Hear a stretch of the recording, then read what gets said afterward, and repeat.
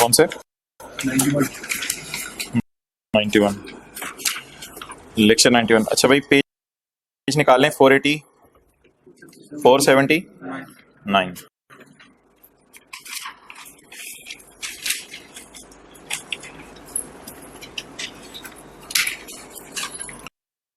Page 479 question number 2।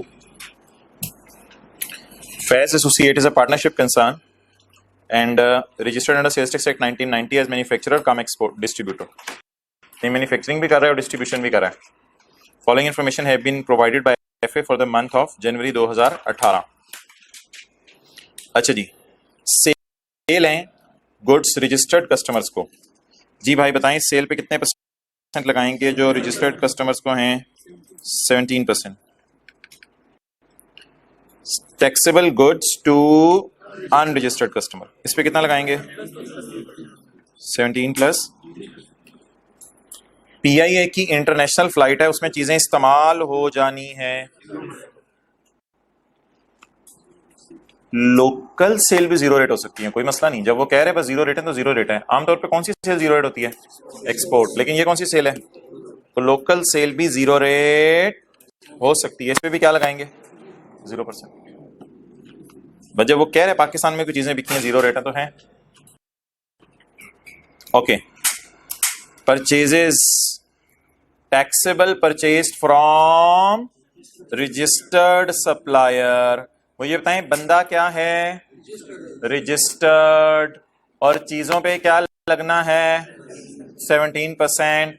तो जब हमने रजिस्टर्ड बंदे से, जनरल टायर रजिस्टर्ड है ना, जनरल टायर रजिस्टर्ड अच्छा बंदा है, और उससे जब हमने टायर खरीदे होंगे, टायर एग्जाम तो नहीं है, टायर लाइव एनिमल तो नहीं है ना, टायर होली कुरान तो नहीं है, तो इसलिए इस पे क्या लगेगा? 17%। ओके, टैक्सेबल गुड्स फ्रॉम, यार ये क्या है आज? Taxable goods from unregistered person.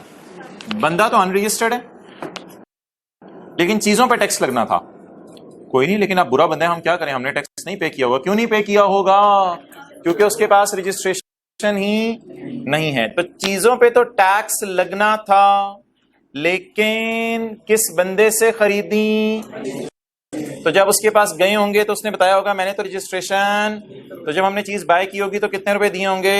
100 रुपए। तो इसको डैश इग्नोर कर देंगे। क्लियर? ओके। अच्छा, एक बंदा तो रजिस्टर्ड है लेकिन हम जो चीजें खरीदी हैं वो माफ है। यानी कि होंडा के पास हम गए, हमने होली कुरान खरीद लिया, बंदा तो रजिस्टर्ड है लेकिन जो चीजें उनसे खरीदने गए ना वो माफ थी, उन पे टैक्स नहीं था। बता दें जी कितना टैक्स पे करके आएंगे? Be confident, nothing. कुछ खास चीज होती है तो मैं फोकस करा था। आप किसी अच्छे बंदे से चीजें खरीदने गए लेकिन वो चीजें माफ थी, हुकूमत ने कहा था इन चीजों पर टैक्स नहीं लगता, तो बताएं भाई क्या करेंगे? इग्नोर कर देंगे। वाई? एग्जाम गुड्स पे टैक्स है ही नहीं, तो हमने पे, हम पागल हैं? तो हुकूमत कह रही है टैक्स नहीं लगाना इन पे 17%, तो हम क्यों पे करके आएंगे 17%? क्लियर? अच्छा जी, आगे पढ़ें। Input tax brought forward from, इसका क्या करेंगे? न्यूमेरिकल के फेस पर, न्यूमेरिकल के फेस पे आ जाएगा। अच्छा, ये क्या लिखा हुआ है? All of the above figures are excluding sales tax wherever applicable. सारी चीजें 100 पे पड़ी हैं। वेयर एवर एप्लीकेबल का मतलब बताएं। वेयर एवर एप्लीकेबल, जहां जहां ये बात एप्लीकेबल है, सारी चीजें 100 पे पड़ी हैं। लेकिन ये तो 100 पे नहीं पड़ा होगा ना यार, ये क्यों नहीं 100 पे पड़ा होगा? ये तो खुद लिख रहे हैं क्या? इनपुट टैक्स ब्रॉट फॉरवर्ड, ये तो ऑलरेडी 17 इस पे लगा हुआ है। तो वेयर एवर एप्लीकेबल का मतलब यानी जहां जहां सिनेरियो में 100 बनता है वहां 100 लगा होगा। क्लियर? ओके, अब आप मुझे बता दें कि इंक्लूड का लफ्ज कहां कहां आ रहा है? एडजस्टमेंट 1 2 3 4 5 6 में ढूंढे इंक्लूड का लफ्ज कहां कहां आ रहा है? ये आ रहा है इंक्लूड का लफ्ज, ये भी आ रहा है इंक्लूड का लफ्ज। इसका मतलब है ऊपर वाले डब्बे में कोई मसले हैं तो उनको जरा देखना पड़ेगा मुझे कि किस किस फिगर में मसला है। ये वाली इंग्लिश मुझे ढूंढनी पड़ेगी कहीं लिखी हुई, और ये वाली इंग्लिश ढूंढनी पड़ेगी। Sale of taxable goods to, इसमें मसला है। Purchase from from registered supplier, purchase from, इसमें भी क्या है, बाकी किसी फिगर में प्लस माइनस की जरूरत, सिर्फ ये दो फिगर्स ऐसी हैं जिनमें किसकी जरूरत है, प्लस माइनस की। चलें जी, फेस बना लें, नंबर 1 को शुरू करें, बल्कि वर्किंग्स खोलते हैं पहले।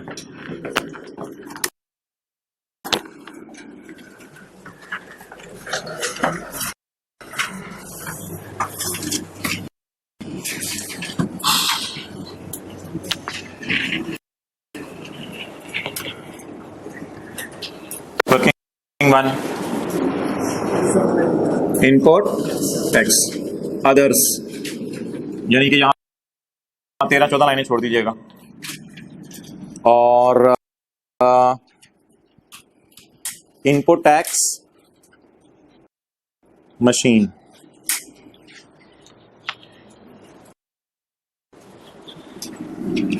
वर्किंग 2, क्या, अपोर्शनमेंट ऑफ इनपुट, कौन कौन सी सेल में, टैक्सेबल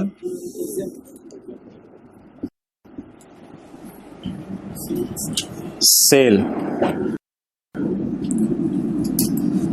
एक इनपुट अदर्स वाला यानी मशीन के अलावा वाला, और एक इनपुट मशीन वाला,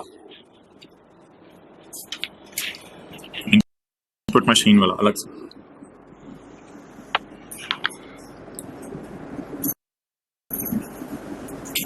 टैक्सेबल सेल ये वाली, to registered and to unregistered.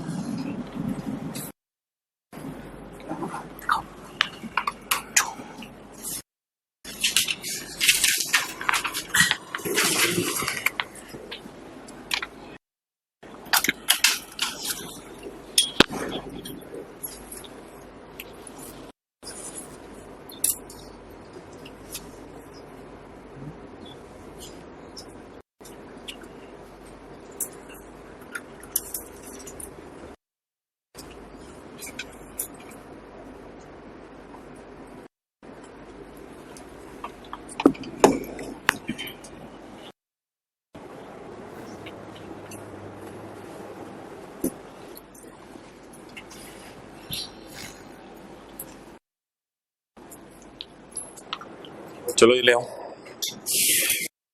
Taxable sales to registered customer, इसमें कुछ चीजें इंक्लूड हैं, इसलिए इसको शायद कुछ माइनस करनी पड़े। सेल रजिस्टर्ड बंदों को कितनी, 3, 4, 5, पेज कौन सा है बुक का, 479। अब कैमरा उधर ना लेके जाना बस। Taxable goods to unregistered customers, sale to unregistered.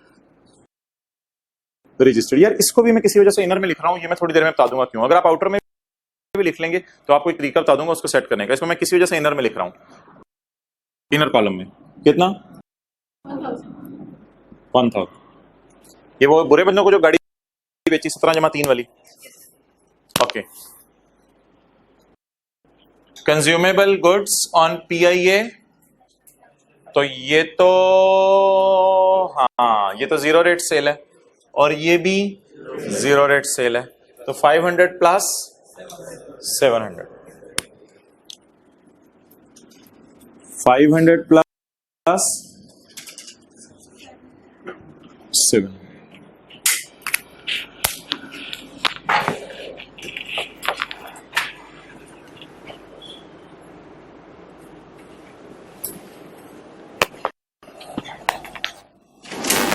ये मैंने दूसरी क्लास में बता दिया था ना, इस रूम में होनी है आप लोगों की क्लास में, okay.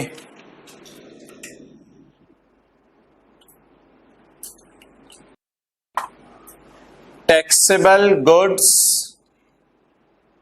From registered suppliers, purchase किए, परचेज रजिस्टर्ड बंदों से, बोलें 2000। इस पे 7-7-17 लगाना तो है, लेकिन मसला ये है कि इसमें कुछ चीजें इंक्लूड है, यहां देखा था हमने। अच्छा, गुड्स टैक्सेबल हैं, लेकिन ऐसे बंदे से खरीदे हैं जिसने अपने आप को रजिस्टर नहीं कराया हुआ, तो जब उसके पास हम गए होंगे तो फिर 100 वाली चीज 100 में ही ले आए होंगे। तो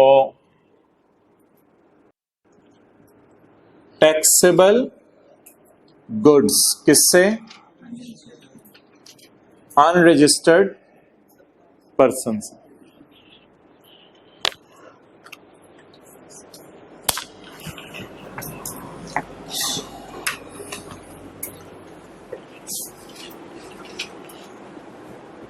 गए तो किसी ऐसे के पास जिसने अपने आप को क्या कराया हुआ था? रजिस्टर, लेकिन चीजें क्या थी? एग्जाम। तो टैक्स पे करके नहीं आए होंगे, क्योंकि चीजें ही क्या हैं? एग्जाम। तो एग्जाम गुड्स, हाँ रजिस्टर्ड बंदे से खरीदी, इससे कोई फर्क नहीं पड़ता, चीजें ही माफ हैं, तो इस परचेज पे भी 17 नहीं लगाएंगे। अब पहला पॉइंट पढ़ लें खुद ही सारा, फिर आगे चलते हैं।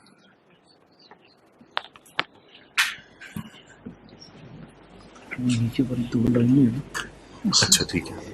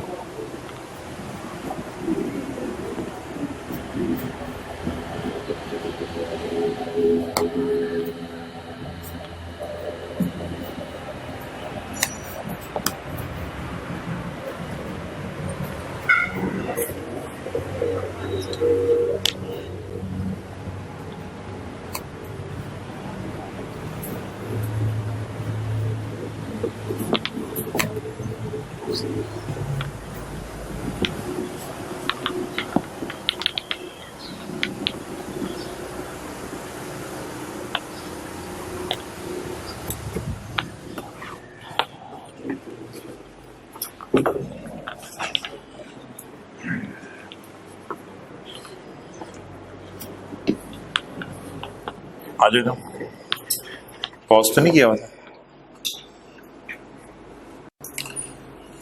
Cell of taxable goods to registered, यानी 3450। 3450 तीनों पढ़ लें। 3450 में शामिल है गुड्स हमने 80,000 की बेची हैं हाफिज ब्रदर्स को महीने के आखिरी दिन। उसने बिजनेस जनवरी में ही स्टार्ट किया है, कहानी सी है लेकिन बात आसान है। और उसने एप्लीकेशन दे दी है रजिस्ट्रेशन की सेल्स टैक्स के तहत, लेकिन उसको अभी तक सेल्स टैक्स रजिस्ट्रेशन पत्र मिली नहीं। No sales tax registration has been issued.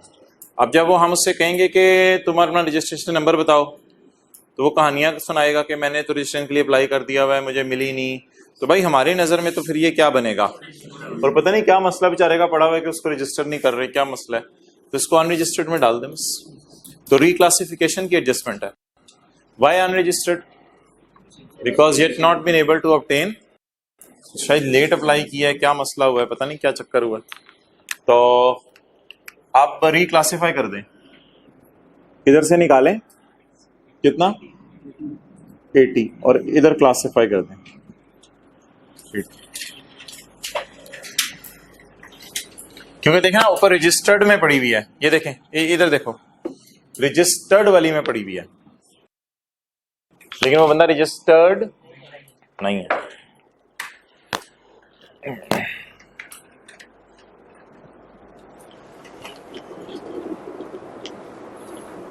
अच्छा, अब ये परवीन बाजी वाला क्या मसला है?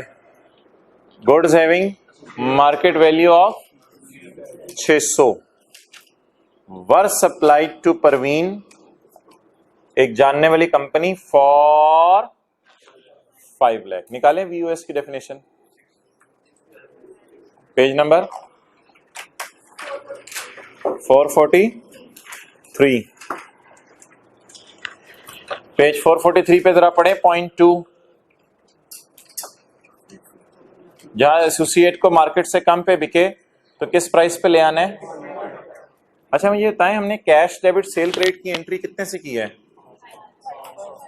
हाँ, हमने कैश डेबिट सेल क्रेडिट की होगी 500 से।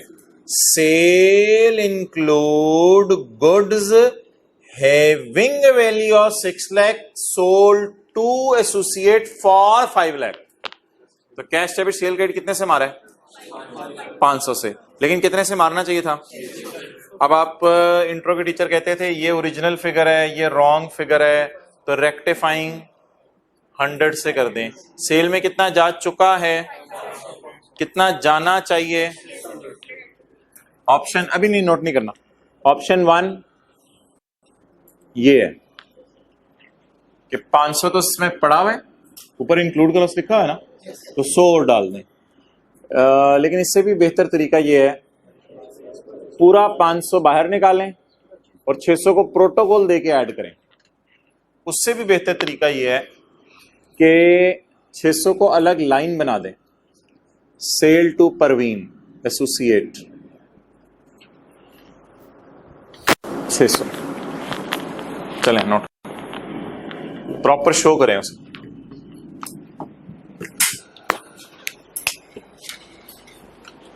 पांच सौ पूरी उल्टा दें, रॉन्ग एंट्री उल्टा दें और जिस पे होनी चाहिए थी वो रिकॉर्ड कर दें।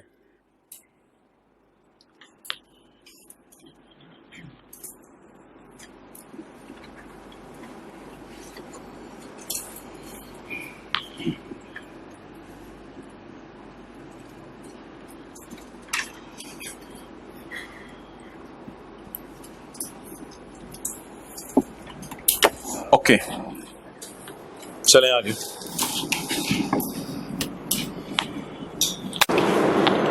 हमारे इस महीने के पहले दिन हमने एक लॉन्च किया है toothbrush which is covered under 3rd schedule.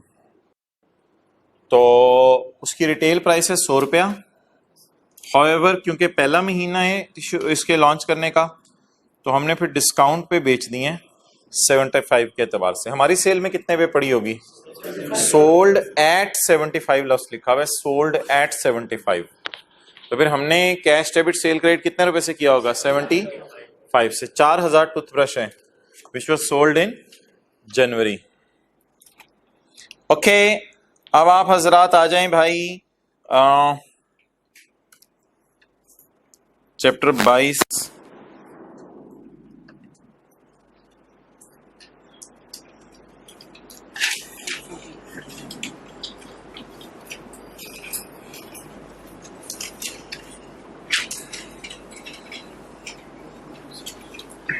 445 For sales specified in 3rd schedule, tax will be charged at the rate of 17% of retail price. यहां आगे लिख लें not discounted price। मुख्तलिफ सेक्शंस के बच्चे बैठे हैं, हो सकते किसी ने ना लिखा हो, इसलिए मैं कह रहा हूं not discounted price. Discounted price के ऊपर आपने नहीं लगाना, रिटेल प्राइस पे लगाना है। और ये अगले सफे पे भी लिखा हुआ था कि ट्रेड डिस्काउंट इनका इग्नोर करना होता है। अब बता दें जी सेल में जाना कितना चाहिए 100, गया कितना,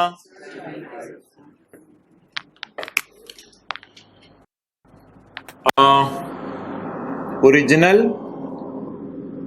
फिगर और जो सेल में वो ले गया वो वाली फिगर।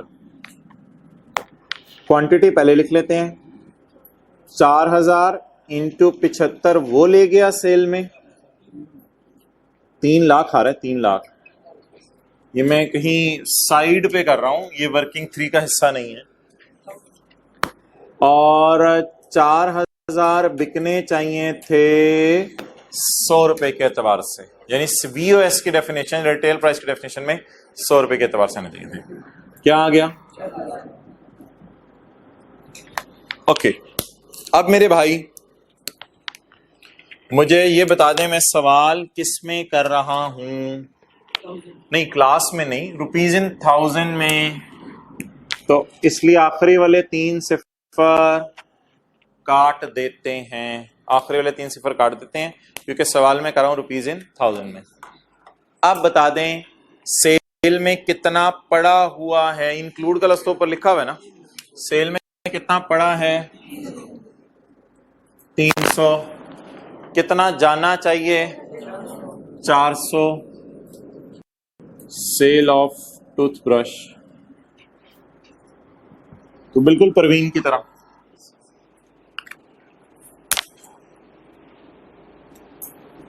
आपकी भी ये राय थी, आपकी क्या राय थी? क्या नहीं नहीं, बाद में सबके सामने ये बात बुत वाला सबके बताओ, यही थी राय? जबरदस्ती मान गया।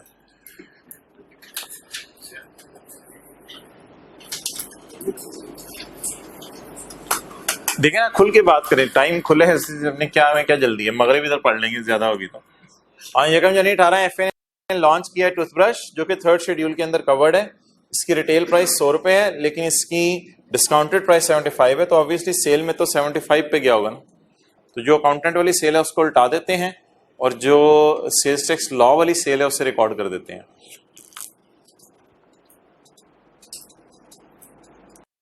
चलें, आप सेकंड बुलेट आसान है, वो खुद ही समझ लीजिएगा, ये अगले चैप्टर में मैंने आपको पढ़ाना है, लेकिन आसान है। बाकी सब पे सेक्शन का रेफरेंस दे दें, बाकी सारों पे सेक्शन का रेफरेंस दे दें, फिर आगे चलते हैं। सेक्शन 8 खोल लें, 73 खोल लें, जो जो सेक्शन परचेजेस में ना काफी ज्यादा सेक्शन 8 ही यूज होता है।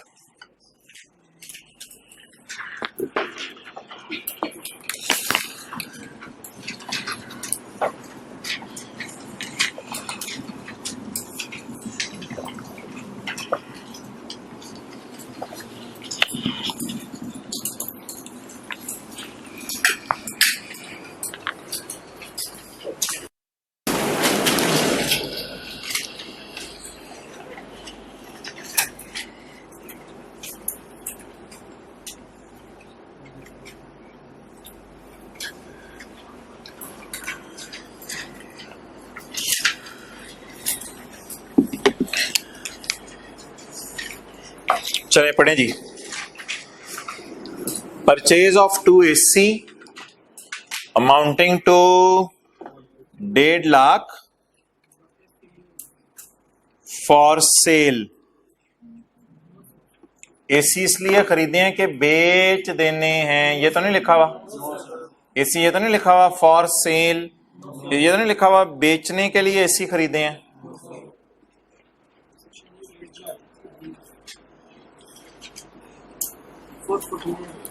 फोर 449 पेज पे electrical and gas appliances but excluding goods for sale. अगर आप एसी बेचना हो आपने तो फिर बात और है, फिर तो उसकी परचेज में 17 लगाने की इजाजत है।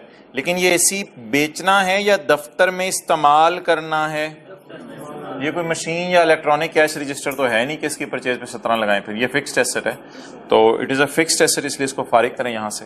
इसकी परचेज पे 17 लगाने की इजाजत नहीं है, तो not allowed, purchase not allowed. और अगर एसी इसलिए खरीदा होता कि बेचना था, फिर वो और बात है, फिर तो हम दुकानदार बनते उसके। तो ये एसी अभी इस तरह का है, ये देखें ऑफिस में लगाने के लिए है, गीजर ओवन हीटर इस तरह का एसी है, तो ये ऑफिस में यूज हो रहा है। इसको क्या कर दें माइनस, कितना 1 ईच नहीं लिखा हुआ साथ 150। इसको ना ऐसे शो कर दिया करें यार, purchase of AC for office, जरा ऐसे एग्जामिनर पे रोप डालने के लिए। इनएडमिसिबल, इनएडमिसिबल, इस परचेज पे 17 लगाने की इजाजत नहीं है। माइनस क्यों किया है? इंक्लूड था, क्या लफ्ज लिखा हुआ है? इंक्लूड था।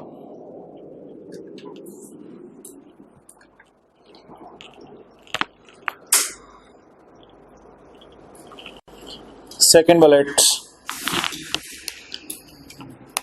एक बिल है ₹1,00,000 का, तकी कॉरपोरेशन से आया है। हमने इससे चीजें खरीदी थी, लेकिन तकी कॉरपोरेशन को कमिश्नर ने ब्लैक लिस्ट कर दिया हुआ है। ये हमने अगले चैप्टर में पढ़ना है, तो फिर आपको समझ आई गई होगी कि ब्लैक लिस्ट कर दिया हुआ है, तो फिर बुरे बंदे से परचेज किए हैं, तो ये परचेज हमारी क्या हो जाएगी, डेड हो जाएगी। तो ये परचेज भी अगले चैप्टर में पढ़ेंगे, अगले चैप्टर में इसकी रीजन पढ़ेंगे। ब्लैक लिस्टेड बंदे से चीजें खरीदना परचेज में डालने की इजाजत नहीं है, लेकिन क्या हमारी परचेज में पड़ा हुआ है, माइनस कर दो। क्या ब्लैक लिस्ट बाद में भी हो गया, कोई मसला नहीं। जब वो सेक्शन में पढ़ाऊंगा तो उसमें देख लेना, ब्लैक लिस्ट में लिखा हुआ अगर कोई पुराना भी बंदा है उससे चीजें खरीदी हैं, वो भी आपकी डेड हो जाएगी परचेज। ये वेट कर लें इसके आने का सेक्शन के। तो purchases from a person who is black listed, purchase में पड़ा है, माइनस कराएं।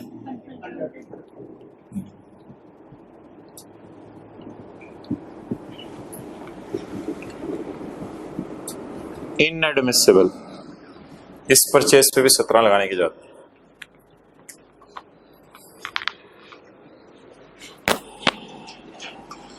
खरीदी तो चीजें 22 को, लेकिन कमिश्नर ने इसे बाद में ब्लैक लिस्ट किया है, तो ये हम पढ़ेंगे वहां पे। ओके, हमने मटेरियल खरीदा है ₹3.5 लाख का, payment of which was made by depositing cash directly in the business bank account of supplier। तो हुआ ये है कि हमने चेक पे नहीं किया, समझे बात, हमने चेक पे नहीं किया, परचेज किया हमने material by depositing cash in bank account of supplier. हम जनरल टायर से खरीदने गए टायर, हमारी जेब में, हम जनरल टायर से खरीदने गए टायर, हमारी जेब में पड़ा था 3.5 लाख। हमने उसको 3.5 लाख शायद देने की कोशिश की, उसने कहा ना ना ना ना ना ना ना ना, इतने पैसे मैं नहीं, ये पैसे चोरी हो जाते हैं। वो सामने मेरा बैंक है, मेरा बैंक यानी कि जिसमें मेरा अकाउंट है, सामने मेरा बैंक है जिसमें मेरा अकाउंट है, तो मेरे अकाउंट में कैश डिपॉजिट कराओ। तो उसके तो अकाउंट में चले गए पैसे, लेकिन हमारे अकाउंट से निकले नहीं ना, तो इसलिए हमने पैसे जमा कराए हैं, हमने चेक नहीं दिया उसे। तो सेक्शन 73 निकालें।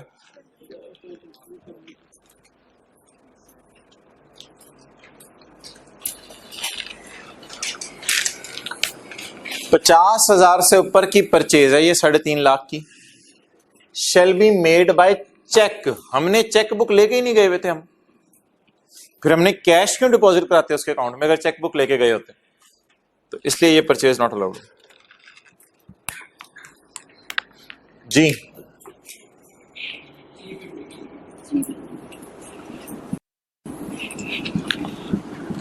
Purchase by making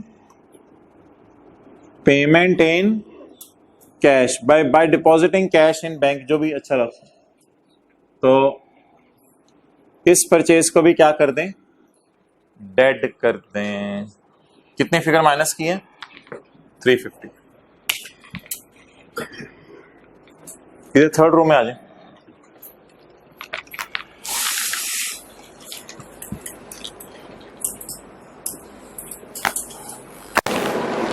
okay, next,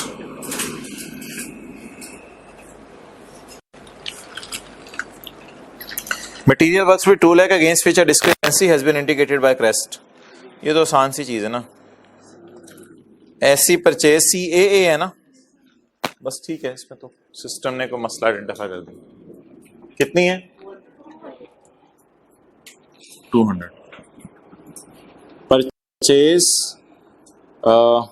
जिसमें डिस्क्रिपेंसी है,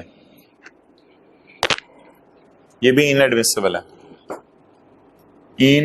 ऊपर भी इनएडमिसिबल लिख सकते हैं, कैश वाली में भी inadmissible.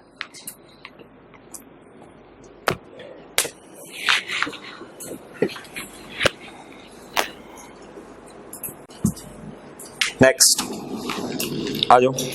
A new machine purchased for ये भी एक 3.5 लाख की अमाउंट है, which was commissioned into operation during जनवरी। तो जनवरी में ही हमने इस्तेमाल शुरू कर दी, जनवरी में ही हमने मशीन खरीदी। तो 3.5 लाख की मशीन हमने खरीदी है। मशीन की परचेज को रिक्लासिफाई करेंगे, क्योंकि अगर इसको इधर ही पड़ा रहने दिया तो इस परचेज पे 17 इधर ही लग जाएगा, वो फिर 90% की रिस्ट्रिक्शन इस पे अप्लाई हो जाएगी। इसलिए मशीन की परचेज अलग रिकॉर्ड होती है। तो इसे रिक्लासिफाई की एडजस्टमेंट है, ये माइनस की नहीं है, खाली रिक्लासिफाई करना पड़ेगा। -350 परचेज ऑफ मशीन 350। बस ठीक है, 17% दोनों जगह लगा दें, इधर भी लगा दें ऊपर भी लगा दें, साथ 17% लगाते रहना है।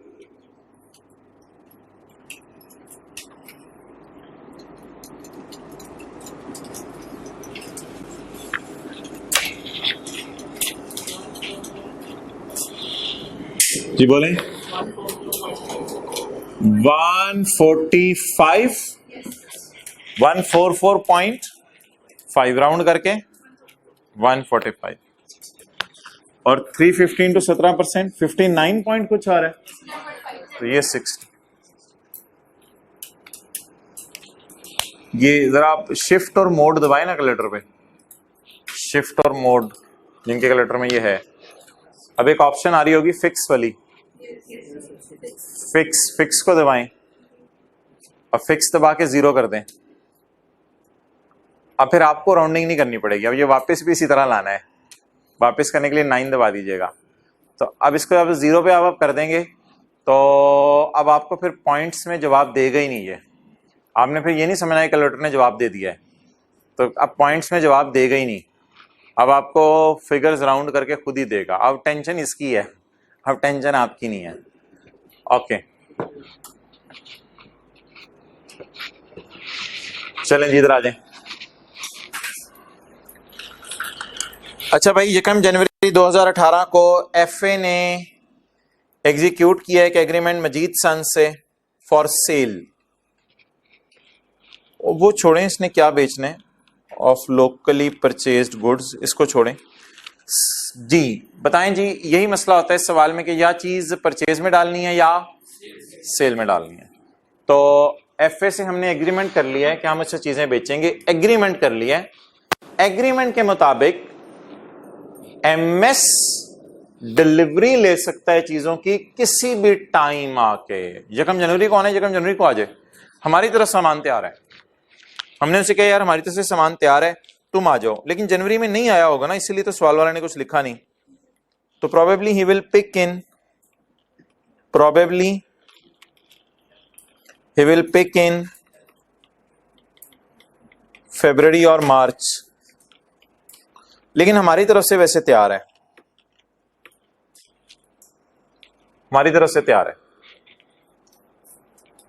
हम तैयार हैं फिजिकली पढ़ाने के लिए, आपका दिल है तो ऑनलाइन ले लें, जो मर्जी आपकी, हम तैयार हैं।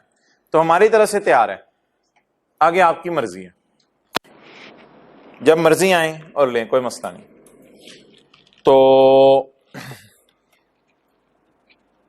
टाइम ऑफ सप्लाई की डेफिनेशन, जब बुनियादें मजबूत हों तो इमारत भी मजबूत होती है ना। तो बुनियादों पे जाएं जरा, पेज 448, नहीं इतनी लुटनी है, 441।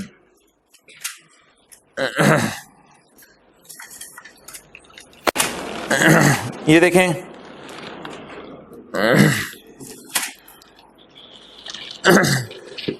इसमें ना कैश वगैरह का नहीं बताया उसने कि कैश कब आया है, माने कैश का जिक्र नहीं है।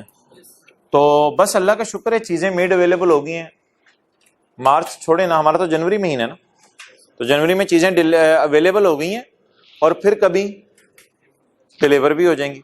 तो इसमें हमने फिर कैश का नहीं जिक्र, अब क्या करें। तो बस ठीक है, मेड अवेलेबल हो गई है, पहला इवेंट हो गया तो फौरन सेल में डालें, खत्म करें बात।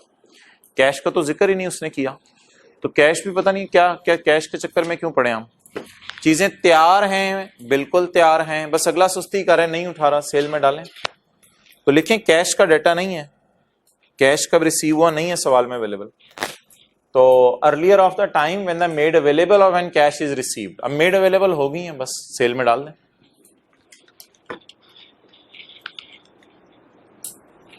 उसकी सुस्ती है, वो नहीं आके उठा रहा।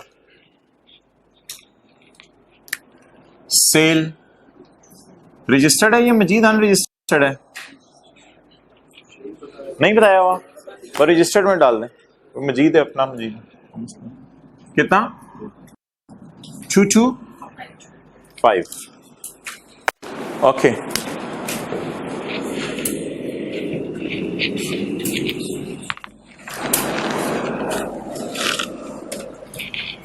चलें जी आगे बढ़ाएं। बिजली के बिल, गैस के बिल और टेलीफोन के बिल 45, 68 और 70, 50, 45 और 68, ये कुछ बिल हैं। अच्छा भाई, एक जो है ना इशू आता है, कुछ बच्चों को पता नहीं चलता एक चीज सेल में डालनी है या परचेज में।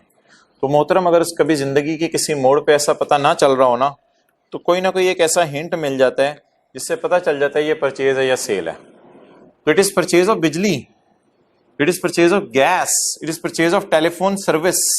ये मेरी परचेज है, पेमेंट हाईलाइट कर रही है। ये वर्किंग 1 चीख चीख के पुकार रही है मेरे में लाओ।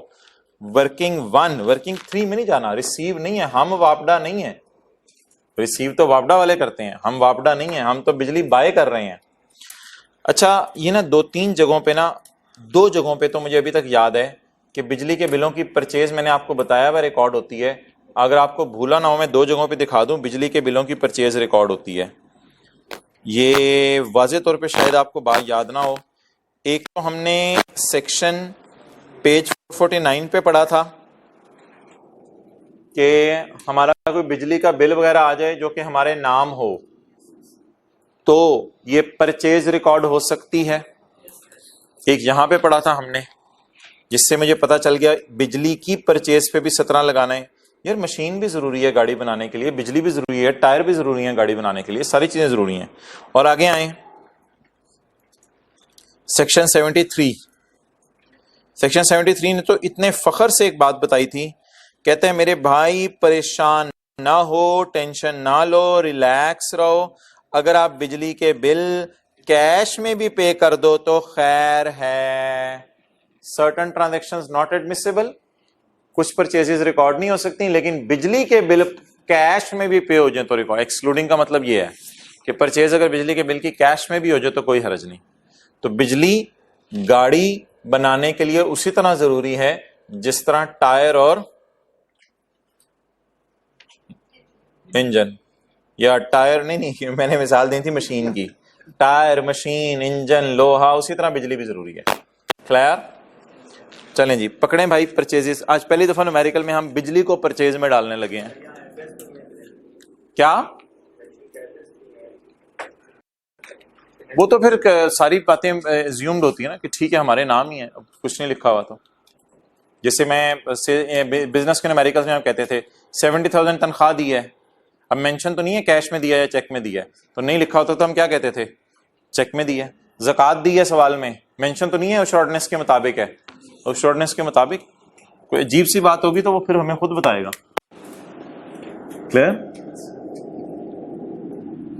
ऐसे हिला दिया करो ना मुंह, तो तसल्ली के लिए हिला दिया करो। Purchase of electricity, gas etcetera, बोलें प्लस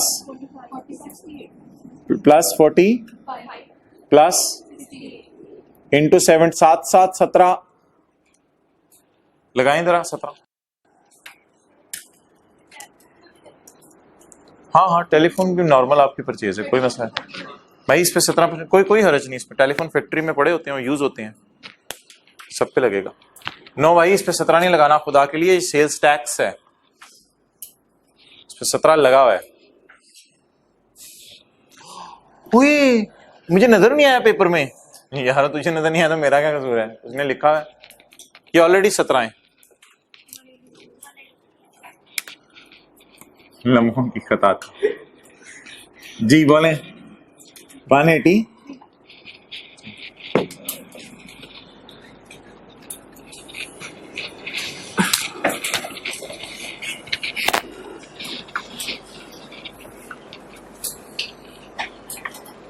फैक्ट्री में टेलीफोन बड़ा जरूरी है, हम जान ले लेते हैं। जनरल टायर के टायर भेजो हमें जल्दी फोन कर करके।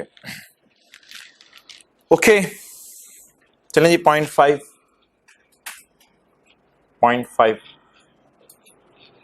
5 बिजली की केतलियां हमने बाय की हैं। ईच नहीं लिखा हुआ, केतला नहीं होगा 75,000 का, सारी मिला के 5 बिजली की केतलियां हमने बाय की हैं 75,000 की, जो हमने परचेज की हैं for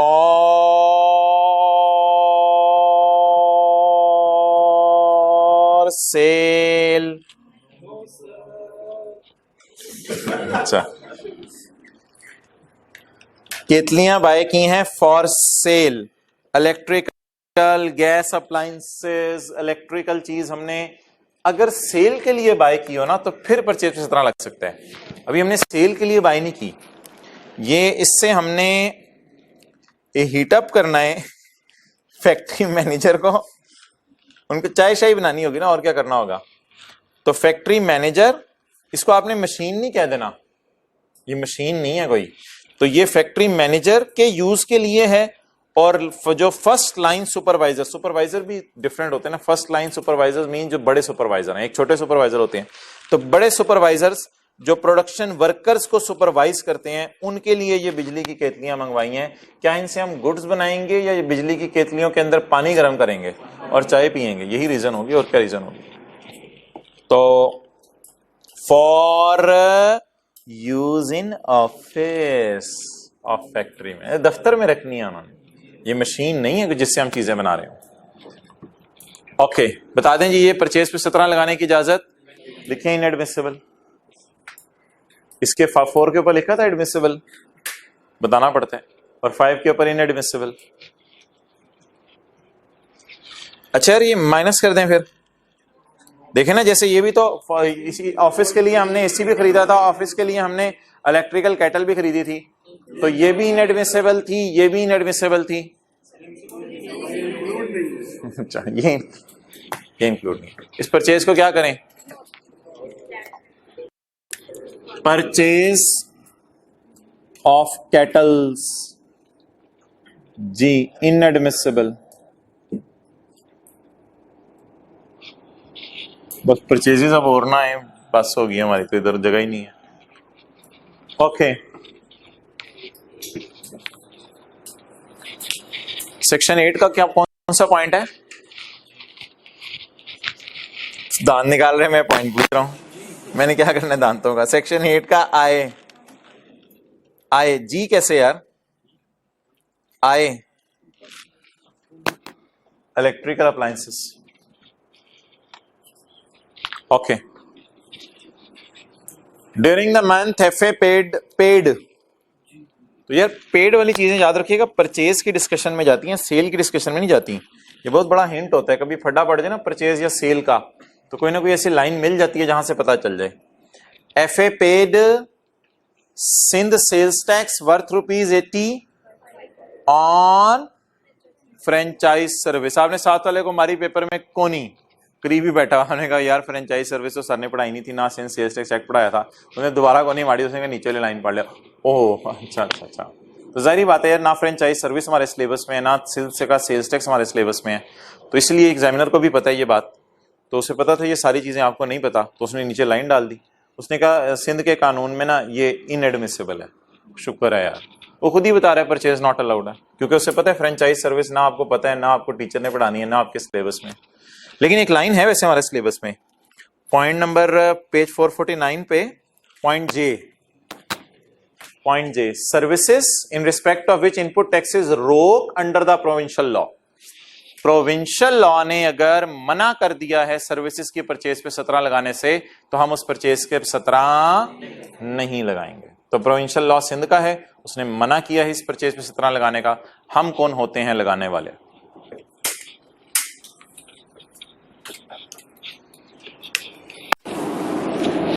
purchase of franchise service in admissible.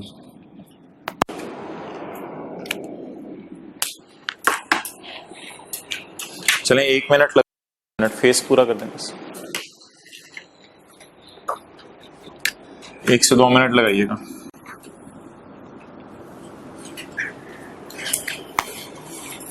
ये कौन सा पॉइंट है फ्रेंचाइज सर्विस का? 8 वाला, 8 का जे।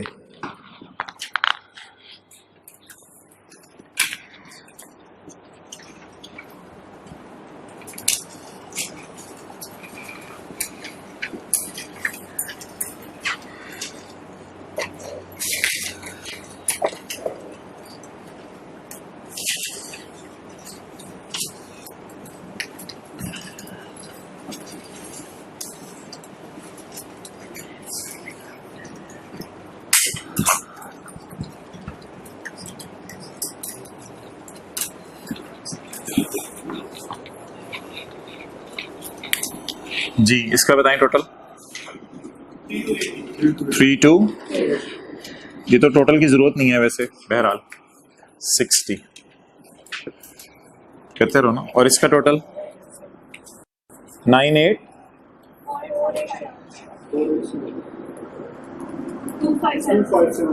7 4875। बता दें जी सेल कितनी है? 4875। एग्जाम सेल नहीं है सवाल में।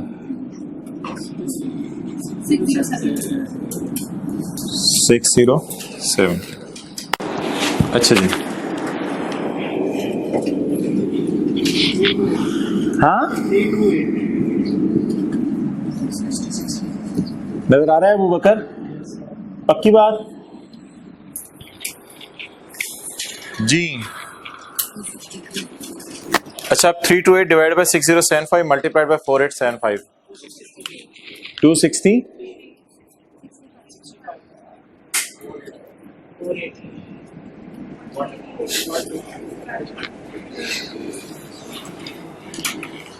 ओके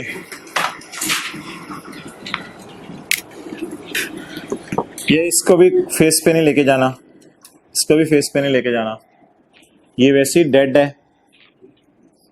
ये रिफंडेबल है भाई, कह रहे हैं ये रिफंडेबल है। आप कभी कभी बोलते हो बट मोती बखेरते हो। ये फेस में से क्या कर दें? माइनस कर दें।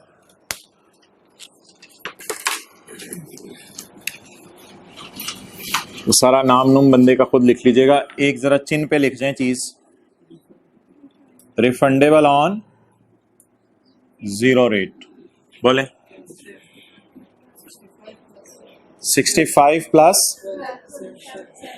77।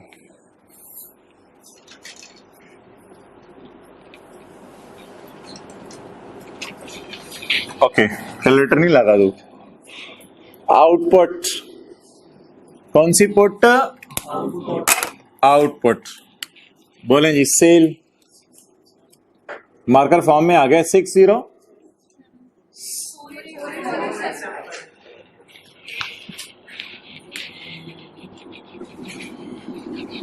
48 इंटू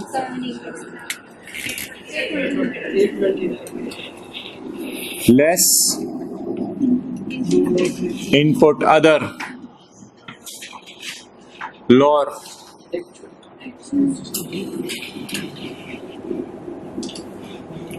एक्चुअल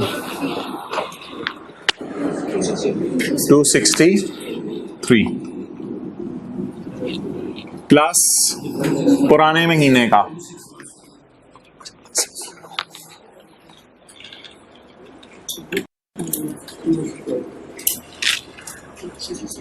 260।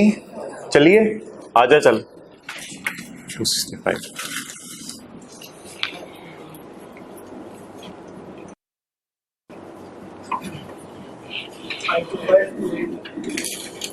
कितने लोगों के दिल से आवाज निकली थी refundable with in 45 days of filing refund application. एक के दिल से आवाज निकली थी, बाकियों के दिल सोए में है। अच्छा जी, किससे कंपेयर करना है? बड़ा कमाल आप लोगों ने बताया, ठीक नहीं करती आप लोगों ने। 7 4 6। अच्छा जी, वैसे एक्चुअल कितना है? टोटल एक्चुअल 528 और माइनस भी कितना जेन्युइन करना चाहिए? 528। और लोअर कौन सा है? अब जो लोअर है वही माइनस करना है, तो 528 ही जब माइनस हो जाएगा तो फिर कैरी फॉरवर्ड कुछ नहीं, तो चिन्ह पर और अब कुछ नहीं लिखना, कैरी फॉरवर्ड की जरूरत नहीं है। कितना माइनस करने को दिल चाह रहा था? 520। लोअर क्या है? उसी को माइनस कर दें। अब बाकी तो ये तो एक हवाई फिगर होती है ना, 90% ऑफ आउटपुट। अब कैरी फॉरवर्ड के चक्कर में वरना इतना फ्री मजाक नहीं है। 301 ला अनरजिस्टर्ड लाल है बंदा, जुत्ती ते फिर पाले।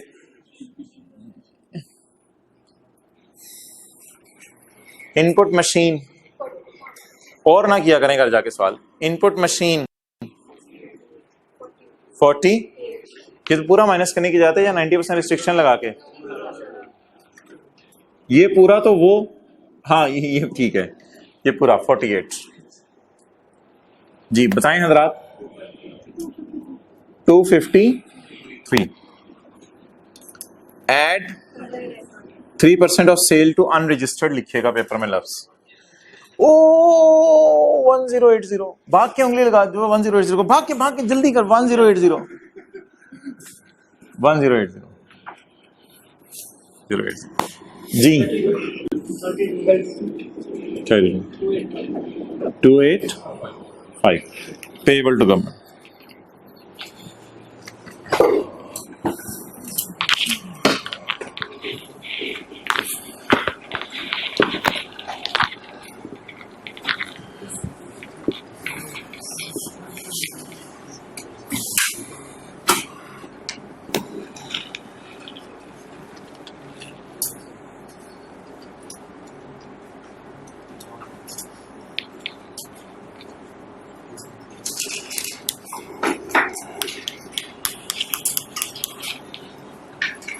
ये देख लें फेस पे यही दो माइनस होते हैं ना, 263 और 48।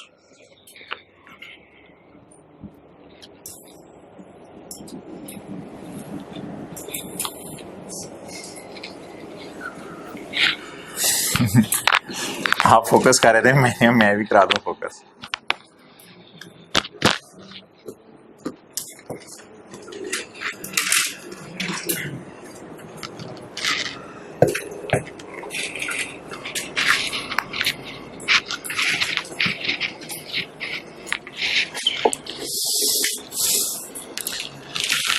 Question 4,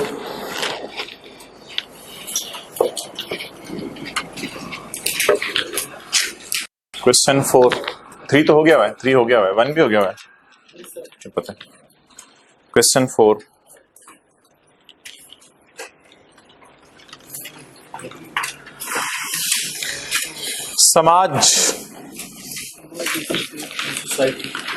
Samaj associate is registered under sales tax act 1990 page 481 under the sales tax act.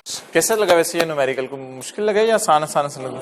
चीजें जरा बुनियादें मजबूत हों तो इमारत भी मजबूत बन जाती है। बुनियादें मजबूत थी ना, कोई इक्का दुक्का एडजस्टमेंट में शायद मुश्किल टफ टाइम आया हो, लेकिन Samaj associates is registered under sales tax act 1990 and is engaged in the business of manufacturing and trading of electronic, chemical and other consumer goods. Following information has been extracted from SC's record for the month of August 2016. Cell आ रही है to registered, भैया छोड़ें registered customer, wholesaler, dealer, retailer, छड़ से ज्यादा 17%। Registered को underline करके ये सेल 17% वाली। अच्छे लोग हैं बुरे लोग हैं? अच्छे लोग हैं। इसको हटा, ये थोड़ा सा दाएं बाएं रख दें, कैमरा गुजरने का रास्ता रखिएगा। आगे चलें। रजिस्टर्ड कस्टमर्स कॉर्पोरेट कौन? कंपनीज को बेची हैं, कौन चीजें बना के बेची हैं, खरीद के? उससे क्या फर्क पड़ता है यार, बस रजिस्टर्ड तो है ना। नहीं नहीं नहीं नहीं बराबर, हाँ वो लोग तो अच्छे हैं ना। 100 वाली चीज 117 की बेच दो, ऐसा ही है ना। आगे बताएं, सेल टू रजिस्टर्ड, वो बहुत जल्दी है। सेल टू रजिस्टर्ड, कंपनीज को खरीद के बेची होंगी चीजें, वो हमारी मर्जी, खरीद के बेचें, बना के बेचें, इससे क्या फर्क पड़ता है। सेल किसको है बोलें? तीनों सेल रजिस्टर्ड को हैं, तो कितने % पे जाएंगी? 17%। सेल टू अनरजिस्टर्ड, ये आपको पता है शहजादे होते हैं तो इनकी जान ले लें। 17 + 3%। क्या जी, ये क्या है यार इसको?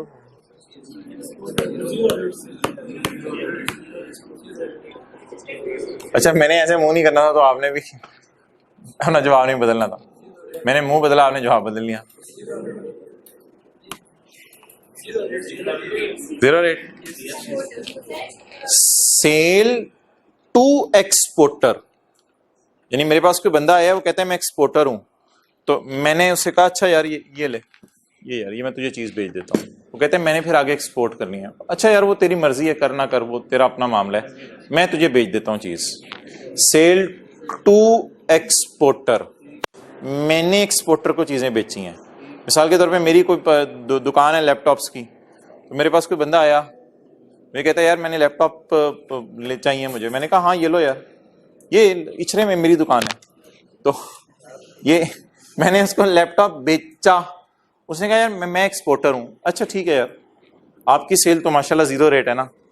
हाँ उसकी उसकी उसकी उसकी मैंने कहा आपकी दुकानदार कस्टमर आएगा तो आप ही कहेंगे ना। तो मैं उससे दुकान पे जो मेरा आया वो बंदा कहेगा, वो कहेगा मैं कौन हूं?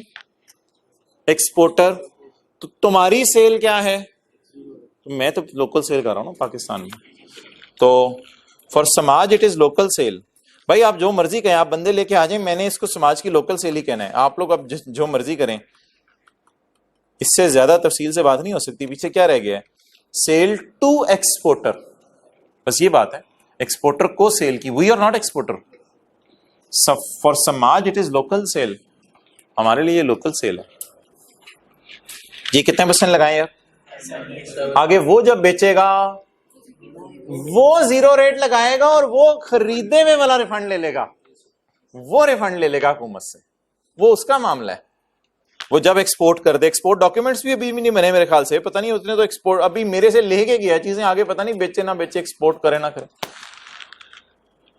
तो ये लोकल सेल है मोहतरम तरम। अच्छा यार, हमने रॉ मटेरियल खरीदे रजिस्टर्ड बंदों से, 17% पे किया होगा। हमने फिनिश गुड्स खरीदी हैं, अनफिनिश को, और इसको छोड़ें आप, हमने किससे चीजें खरीदी हैं? तो परचेज पे 17 पे करके आए होंगे या नहीं? पैकिंग मटेरियल नॉर्मल साहब, ये भी परचेज है आपकी, बिजनेस की जेन्युइन परचेज है। किससे खरीदी है? जो मैं अंडरलाइन कर रहा हूं ना, वो बेसिस ऑफ डिसीजन है। और अगर आपके जहन में कोई और आर्गुमेंट है तो आप प्लीज पूछेंगे। मशीनरी खरीदी है यार, मशीनरी और इलेक्ट्रॉनिक कैश रजिस्टर दो ऐसी चीजें हैं जिनकी परचेज पे 17 लगाना होता है। लेकिन अगर वो जाके ही अनरजिस्टर्ड से खरीदें तो इसमें फिर हमारा क्या कसूर है? परचेज पे आपने 17 पे ही नहीं किया होगा।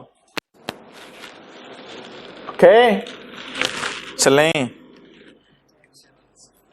Taxable goods from unregistered. Oh man, from unregistered यार, cottage industry it is unregistered.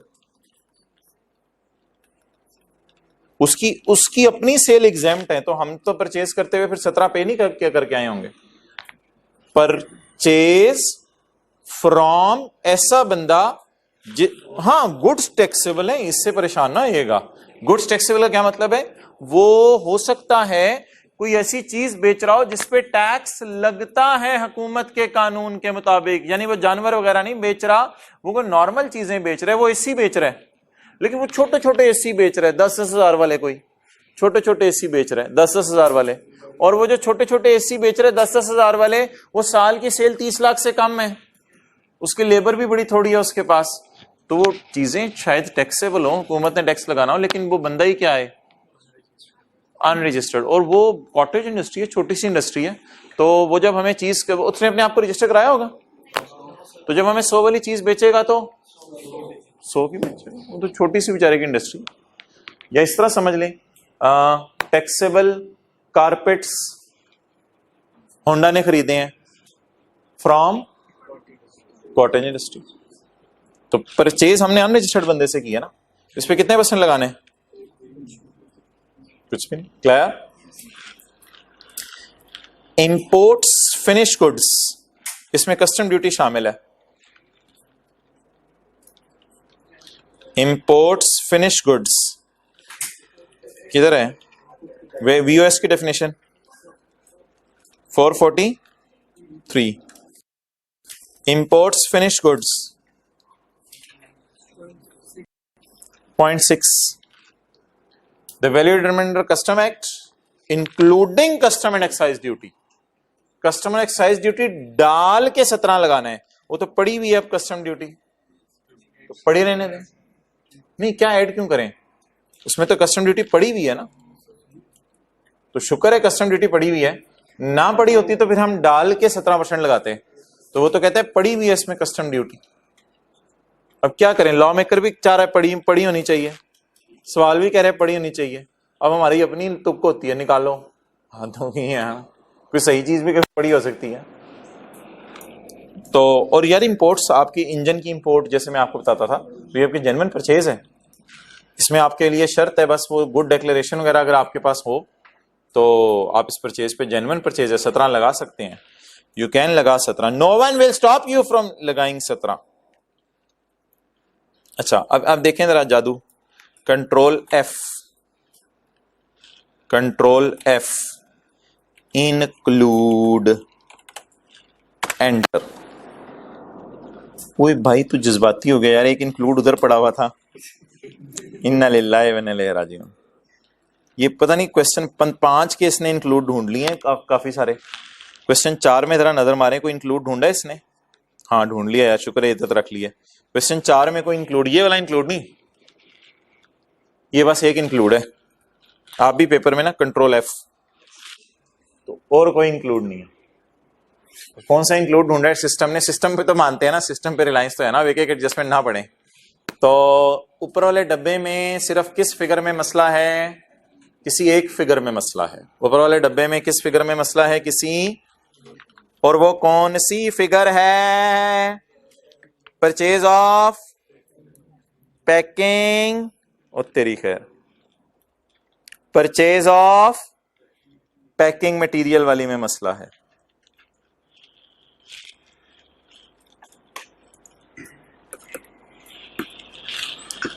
इसमें मसला है ना, इसमें क्लियर? ओके चलें जी अब शुरू करें, परचेज और सेल डाल लें, नया सफा निकालें, उस पर हाथ फेरें ऐसे, बल्कि आप लोग भी ऐसे ही कर लें, ये वाला मिटा दें, ऊपर वर्किंग रेफरेंस लिखा रहने दें।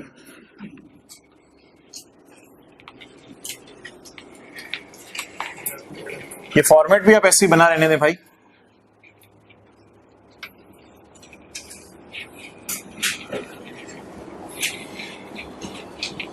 ये चिन चुन फारक कर दें, ये देखेंगे चिन चुन है क्या, कोई नहीं।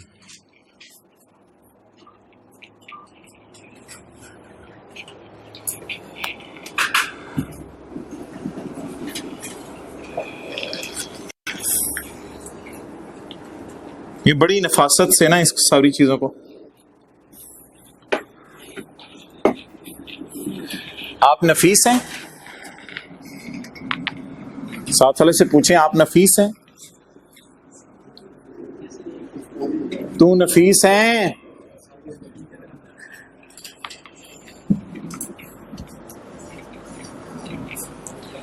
चलो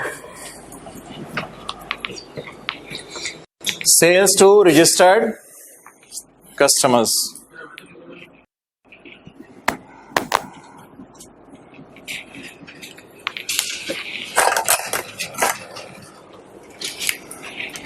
जी सेल टू रजिस्टर्ड बोले, सेल टू रजिस्टर्ड अगेन आ रहा है, लेकिन ये कोई कॉरपोरेट कस्टमर्स हैं और इनको मैन्युफैक्चर्ड गुड्स बेची जा रही हैं। कितना? सेल टू रजिस्टर्ड, बस डिसाइडिंग फैक्टर इज रजिस्टर्ड। वो चीजें परचेज करके बेचें, मैन्युफैक्चर करके बेचें, ये आपकी मर्जी है। सेल टू अनरजिस्टर्ड, इसकी जान लेंगे, इसे 100 वाली चीज 120 की बेचेंगे। कितना? और sale to exporter, sale as exporter, guys sale as exporter, हर गाय बताए sale as exporter, sale to guys to, sale to exporter. जी 625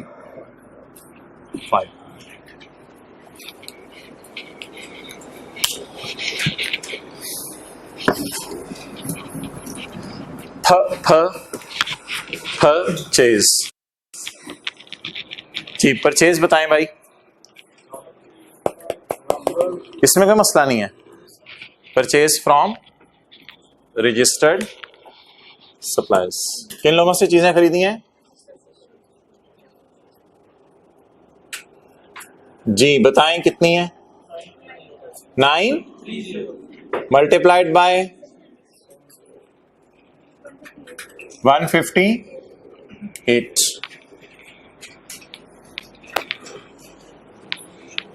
next, finish goods from unregistered person. ये तो बता दिया, वैसे डिस्कशन तो हो गई है ना आपको। फिनिश गुड्स जी कितनी? इनएडमिसिबल है ना। आगे बताएं। पैकिंग मटेरियल, इसमें कोई मसला है? इसमें कॉलम में लिखे, लेकिन इसको छोड़ दें, आगे 17 ना लगाएं अभी। आगे यार मशीनरी फिर इधर डाल दें। लोकल मशीन किससे? इनएडमिसिबल। आगे चलें। Purchase from cottage industry. जी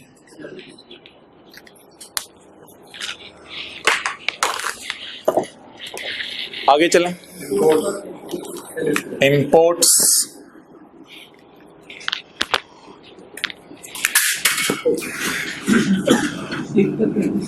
जी बताएं।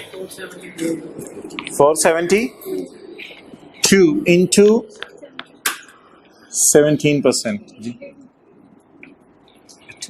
सेट कर लिया कैलकुलेटर को, या कैलकुलेटर आपको सेट कर रहा है? कैलकुलेटर को सेट कर लिया है, रिलैक्स होगी जिंदगी। ओ उधर उधर रखो।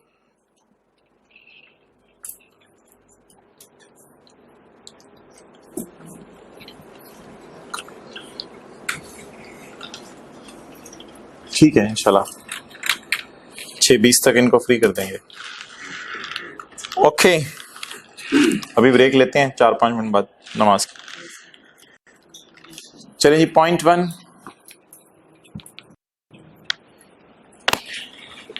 डालें जी रोशनी पॉइंट 1 पे, अपने फन की रोशनी डालें।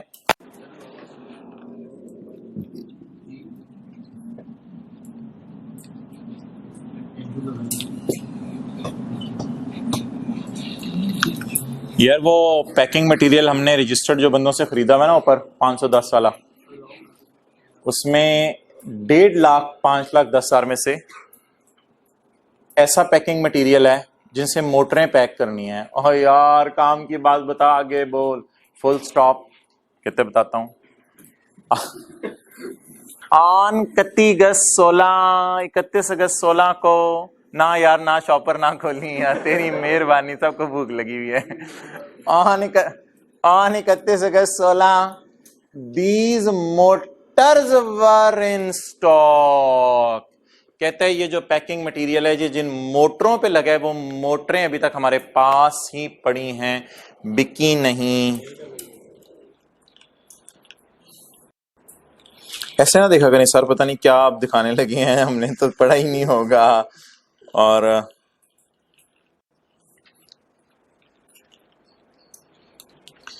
अच्छा ये एक ना, ये पेज कौन सा है? पेज कौन सा है? 448। यार एक मसला है, देखें मसला देखें। ये ऊपर सेल 50 की है, नीचे परचेज ऐसी चीजों की है जो अभी सेल नहीं हुई, यानी क्लोजिंग स्टॉक में पड़ी हुई है। तो सेल में से हमने सारी परचेज ही माइनस कर दी है, और ये भी गलत है, फिर इसको भी सही करना पड़ेगा। नहीं नहीं नहीं, नहीं। हमने न्यूमेरिकल का फॉर्मेट पढ़ा हुआ है, सेल इंटू 17% माइनस। तो क्या मैं कह सकता हूं purchase include 30 units which are unsold?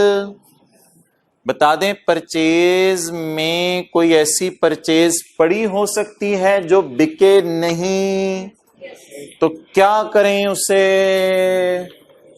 कुछ भी नहीं करें, कुछ भी नहीं करें। तो बता दें ये कोई खतरे की बात है कि पैकिंग मटेरियल ऐसी मोटरों में इस्तेमाल हुआ है जो मोटरें पड़ी हैं अभी तक स्टॉक में?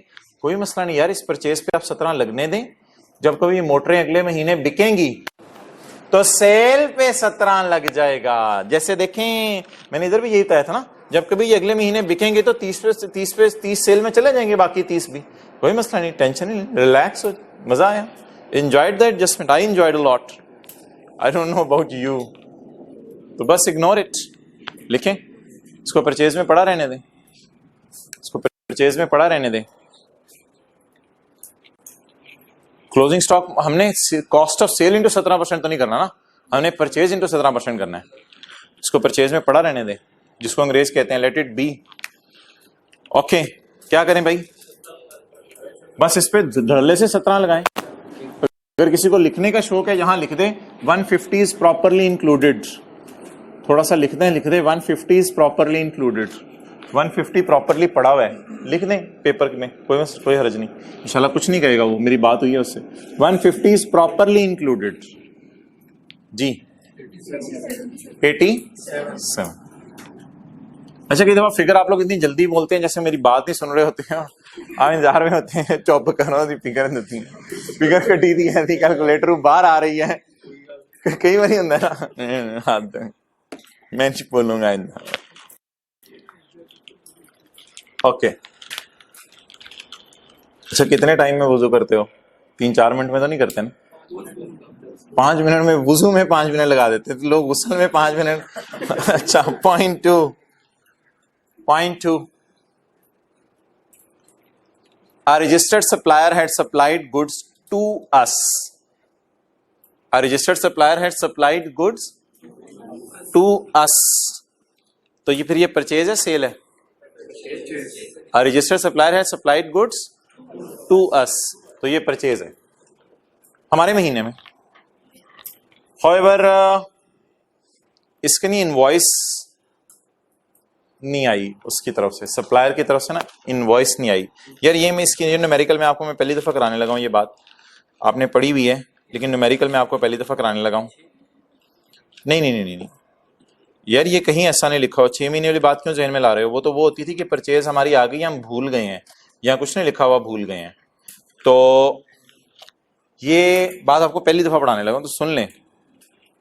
परचेज रिकॉर्ड करने के लिए कंडीशन है, यार एक तो पेज नंबर बताना पड़ता है, ये नहीं सोच रहे होते हैं सर की किताब में है 449 414। जो याद कर रहे हैं उनको नहीं मसला, उनकी मुझे टेंशन नहीं है, उनको पता चल जाता है। पेज 449। परचेज में शर्त है कि होंडा के पास जनरल टायर वाला इनवॉइस होल्ड करें। ये देखें, ये होता है होल्ड, ये भी होल्ड नहीं है, ये भी ये होल्ड है। तो परचेज के लिए शर्त है कि बिल आप होल्ड करें। अब देखो यार, चीजें तो आ गई, लेकिन अगर हमारे फाइल में बिल नहीं लगा हुआ तो टैक्स वाले आके क्या कह सकते हैं, यार बिल दिखाओ। कहेंगे आज टायर देख लो। मानो टायर देख लो, टायर से क्या पता चले, टायर पे अमाउंट लिखी है।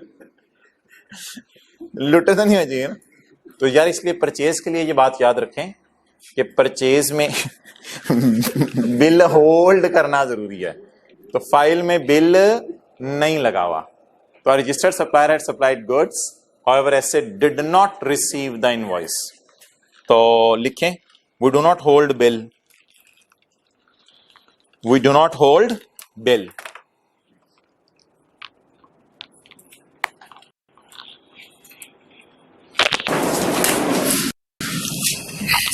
जी अच्छा भाई, अब जितने आगे एडजस्टमेंट्स है ना, ये इंक्लूड नहीं है। तो अब हमें ऊपर के डब्बे से कुछ नहीं करना, अब हमने बस ये देखना है ये परचेज में डालनी है या सेल में, या परचेज में डालनी होंगी या नहीं, या सेल में डालनी होंगी या नहीं, बस यही करना है। आप रजिस्टर सप्लायर से हमने चीजें खरीदी हैं लेकिन इनवॉइस सोल्ड नहीं कर रहे थे। अच्छा, इसमें ये ना सोचिएगा कि उसने चीजें दे दी हैं, चीजें दे दिए, पैसे चीजें आ गई, पैसे दे दिए हमने, विच एवर इज अर्लियर, वो बात आपकी ठीक है। लेकिन आज परचेज के लिए मैंने आपको एक नया रूल भी तो साथ बता दिया ना, जो पढ़ा आपने हुआ था लेकिन अप्लाई आज पहली दफा हो रहा है कि परचेज के लिए एक और शर्त है हमारे पास, क्या? तो अगर फाइल में बिल ही नहीं लगा हुआ तो फिर मैं परचेज पे कैसे 17 लगा सकता हूं? तो याद रखिएगा परचेज के लिए इनवॉइस मेरे हाथ में होनी जरूरी है। तो यहां लिख लिया आपने, we do not hold invoice. तो अब हम इनवॉइस होल्ड नहीं करें। बता दें अब ये परचेज हमारी जेन्युइन है या अभी रिकॉर्ड नहीं कर सकते फिलहाल। Purchase for which no invoice held, इसका बिल नहीं है हमारे पास। ओके चलें जी, पॉइंट 3 पढ़ें। Light of input amounting to 56 या 56 कर लेना, 56 राउंड करके। अब ये तो कैलकुलेटर नहीं बताएगा ना, ये खुद 55.9 लिख के इज इक्वल टू दबाओ जरा, वैसे शायद 55.9 राउंड पे सेट किया हुआ है, 55.9 लिख के इज इक्वल टू दबाओ। जादू। अच्छा जी, इनपुट टैक्स अमाउंटिंग टू 55 यानी 56 was paid in April. Input tax was paid in April. We are in August. Input tax was paid in April. ये लाइन कभी जिंदगी के किसी मोड़ पे हमने पढ़ी है? Input could not be claimed, तो रेमेडी क्या अवेलेबल है? ये लाइन कभी जिंदगी के किसी मोड़ पे पढ़ी है? इनपुट गलती से क्लेम नहीं कर सके थे अप्रैल वाला, अप्रैल में हजरात मुतवज्जे हों, पेज 448 इल्फाज को मनो-अन मैच करें। Did not deduct input in the relevant month. अगर परचेज किसी महीने की किसी महीने रिकॉर्ड नहीं हो सकी, we may record such purchase in any of the clear। इल्फाज मैच करें जरा। could not claim input,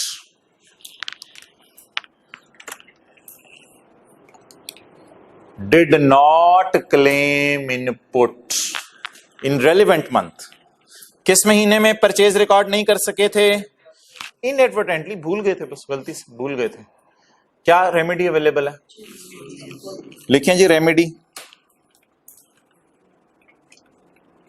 we can record in succeeding 6 months, अगले 6 महीने में इसको रिकॉर्ड कर सकते हैं, अगले 6 महीने में इसको रिकॉर्ड कर सकते हैं। क्लियर? ओके। अप्रैल वाली भूली हुई परचेज मार्च में, सॉरी मई में, जून में, जुलाई में, ओए यहां जबरदस्त, शुक्र है, जबरदस्त, दुनिया में जन्नत की जबरदस्त। तो भी 6 महीने नहीं गुजरे तो हम इस परचेज को रिकॉर्ड कर सकते हैं। कोई सेक्शन का रेफरेंस लिख रहे हैं? सेक्शन 7 के 1 की लास्ट 2 लाइनें साथ वाले की किताब पे थी, आपने तो किताब खोली नहीं उस सफे पे। तो भूली हुई परचेज कब रिकॉर्ड की जा सकती है शहजादो? अगले 6 महीने। तो अप्रैल में तो रिकॉर्ड नहीं हो सकी ना, तो अब टाइम है, रिकॉर्ड कर लें, कोई जल्दी तो नहीं ना, टाइम है, रिकॉर्ड कर लेते हैं। नहीं वैसे भी रिकॉर्ड करनी है। और कौन सी put? It put, input, इस पे जो 17 लगाएगा, 17 लगाने की जरूरत नहीं है, लगा देना था किसी ने, तो मौका तो देता। इनपुट ऑन अप्रैल परचेज, बोले अप्रैल परचेज कितना? 56।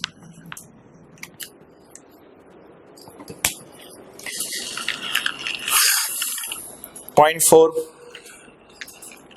अच्छा ये नीचे आ जाए, देख लें कितनी एडजस्टमेंट्स रह गई हैं इसमें ना। 1.8 हमने नहीं करना क्योंकि ये चैप्टर 23 में से वो भी मैंने कराया नहीं, फिर किसी दिन आपको और करा दूंगा एडजस्टमेंट में डाल के। 0.8 काट दें, हाँ बिल्कुल ही काट दें, बिल्कुल, फिर किसी दिन किसी और सवाल में डाल के कर लेंगे, आते रहना बस, कीप वॉचिंग। 0.4 सा परचे, सा कौन? ऐसे परचेज्ड अला क्वालिटी की केबलें और वायरें, क्या केबलें होंगी वो, वर्थ ₹2.5 लाख। ये परचेज है हमारी, सेल है? परचेज है हमारी, सेल है, परचेज है। Working 1, working 3, working 1 from a supplier. अच्छा यार ये वायरें क्यों खरीदी हैं? फॉर ये सवाल है असल कि ये वायर्स क्यों खरीदी हैं। इस वायर्स को इन इमूवेबल प्रॉपर्टी यूज करना है, इन वायर्स को नहीं लिखा हुआ। अच्छा इसमें ना जो अच्छे बच्चे होते हैं ना वो सवाल की पहली लाइन पढ़ते हैं, इलेक्ट्रॉनिक आइटम्स, और इनमें हम डील कर रहे हैं। यार ये वायर्स, फिर वैसे सवाल बता देना, वायर्स खरीदी हैं और मैं इलेक्ट्रॉनिक आइटम्स का काम है, तो फिर वायर्स आपने बेचने के लिए खरीदी होंगी, तो वायर्स आर बॉट ही सवाल। यार चलें बस छोड़ें, बहुत होगी। कितने लोग कह रहे हैं काम की बात करें, हमने जाना है घर। फॉर सेल, तो ये वायर्स किसके लिए खरीदी है मोहतरम? फॉर सेल ही खरीदी होंगी ना, क्योंकि हमारा कारोबार है। अच्छा ये तो नहीं लिखा हुआ वायर्स इमूवेबल प्रॉपर्टी के अंदर यूज करनी है, कुछ सीमेंट वगैरह के साथ मिला के, ऐसा तो नहीं लिखा हुआ ना। तो इस परचेज पे फिर क्या लगा दें?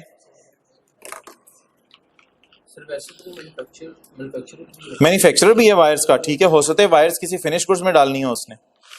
तो बट साहब यहां आगे बढ़े और उन्होंने कहा कि अगर ये चीजें सेल वगैरह के लिए हैं तो इस सॉरी ऊपर है यार, पाइप्स और वायर्स, अगर ये आपने सेल के लिए ली हुई हैं तो फिर परचेज पे 17 लगाने की इजाजत है। क्लियर? तो ये वायर्स कहीं इमूवेबल प्रॉपर्टी के अंदर तो यूज नहीं करनी थी, वो तो बताया होता ना। तो ये वायर्स, हमारा वायर्स का कारोबार होगा, तो हमने खरीदी हैं बेचने के लिए, बल्कि आपको ये बताया हुआ है मैंने। अगर कंस्ट्रक्शन मटेरियल, तारें, पाइपें, पेंट इसलिए हैं कि वो आगे बेचने हैं, यानी इनकी दुकान है, तो परचेज पर इनपुट अलाउ है, यही बन रहा है ना। तो बता दें कितना है। आजे बैठ जाए ना, बाहर गर्मी में खड़ने से बेहतर। परचेज जी बताएं, ऑफ व्हाट वायर्स कितनी, मल्टीप्लाइड बाय 40। इस परचेज पे हमें क्या लगाने की इजाजत है? 17%।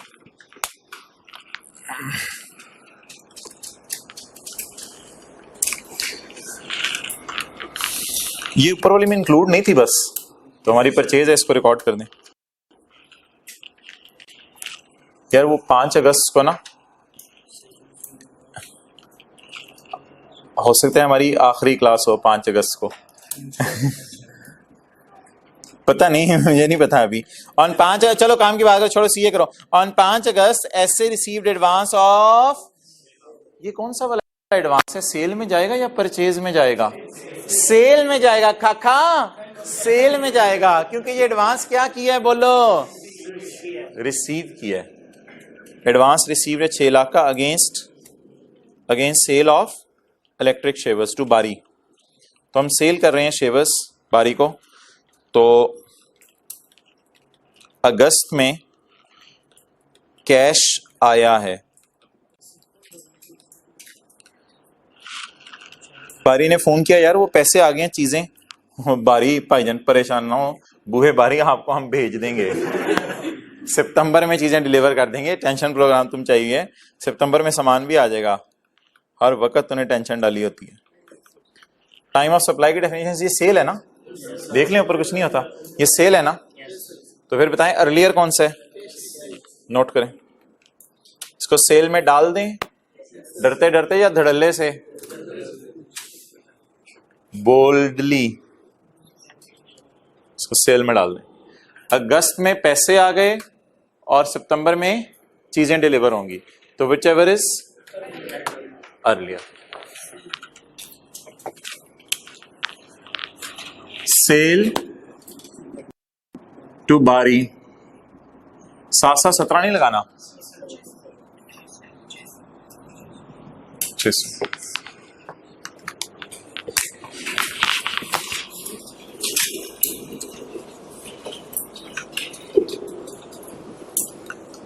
ओके। अनदर मैकीन, एक ऊपर वाली मशीन नहीं, another machine was purchased from registered supplier for, it is inclusive of sales tax, इसमें सेल्स टैक्स पड़ा है। बताएं इसका इनपुट कैसे निकालेंगे? इसमें पड़ा है से, it is inclusive of, all figures are exclusive, it is inclusive. चाचू 83 पे नहीं पड़ा हुआ।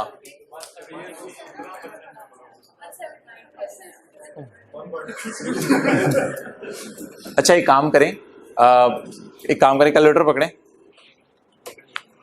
35,10,000 सुना हुआ आपने लफ्ज?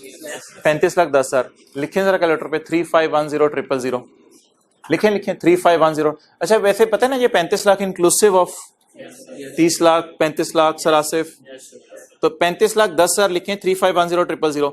इसको जरा मल्टीप्लाई करें 17% से, 3510,000 मल्टीप्लाइड बाय 17%। ऐसे करें हम, अजीब सी फिगर आई है ना, अजीब सी फिगर आई है ना। अच्छा अब एक काम करें, कैलकुलेटर पकड़ें, 3510,000 लिखें, इसको डिवाइड करें 117 से, जादू होने लगा है। इसको डिवाइड करें 117 से, मल्टीप्लाई करें 117 से, और इज इक्वल टू का बटन दबा के देखें जादू होता है कि नहीं।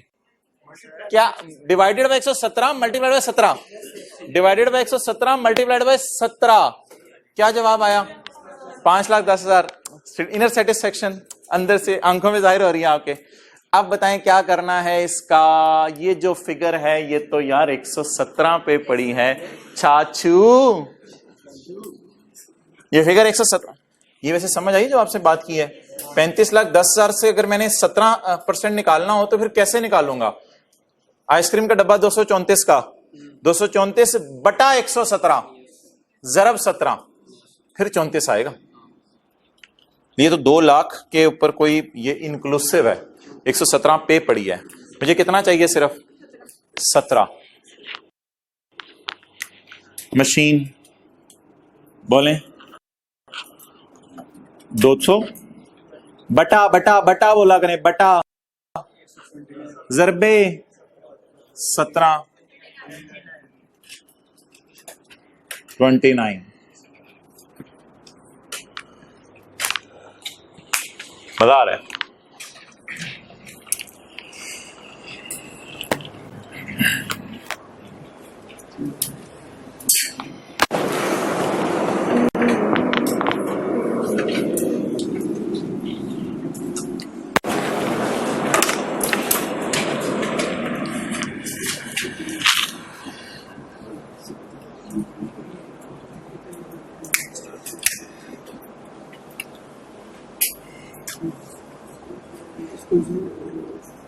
एक और मशीन भी था ना ऊपर, बुतान रजिस्टर से खरीदी हुई थी।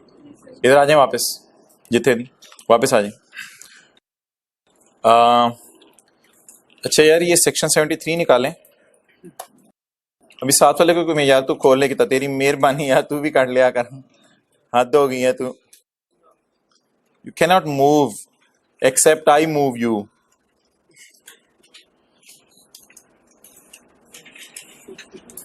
Section 73 subsection 2, payment of credit transaction. उधार पे अगर चीजें खरीदी हैं आपने, उनकी पेमेंट कितने दिनों में हो जानी चाहिए? टैक्स इनवॉइस के 180 दिनों में हो जानी चाहिए। उर्दू में जरा एक बात लिखें, उर्दू में जरा बात लिखें सफे के टॉप पे।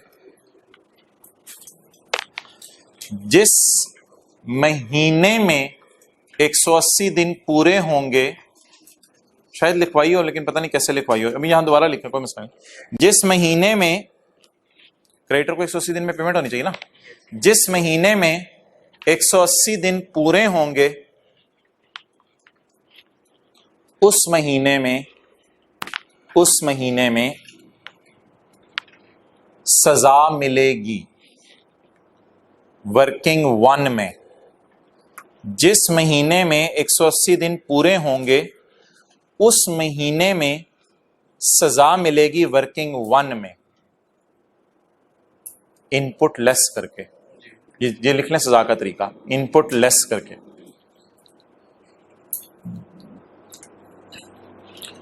इस महीने में 180 दिन पूरे होंगे, उस महीने में सजा मिलेगी इनपुट लेस करके। यार क्रेडिटर को ता क़यामत पैसे नहीं देने चाहिए, कितने दिनों में पैसे दे देने चाहिए।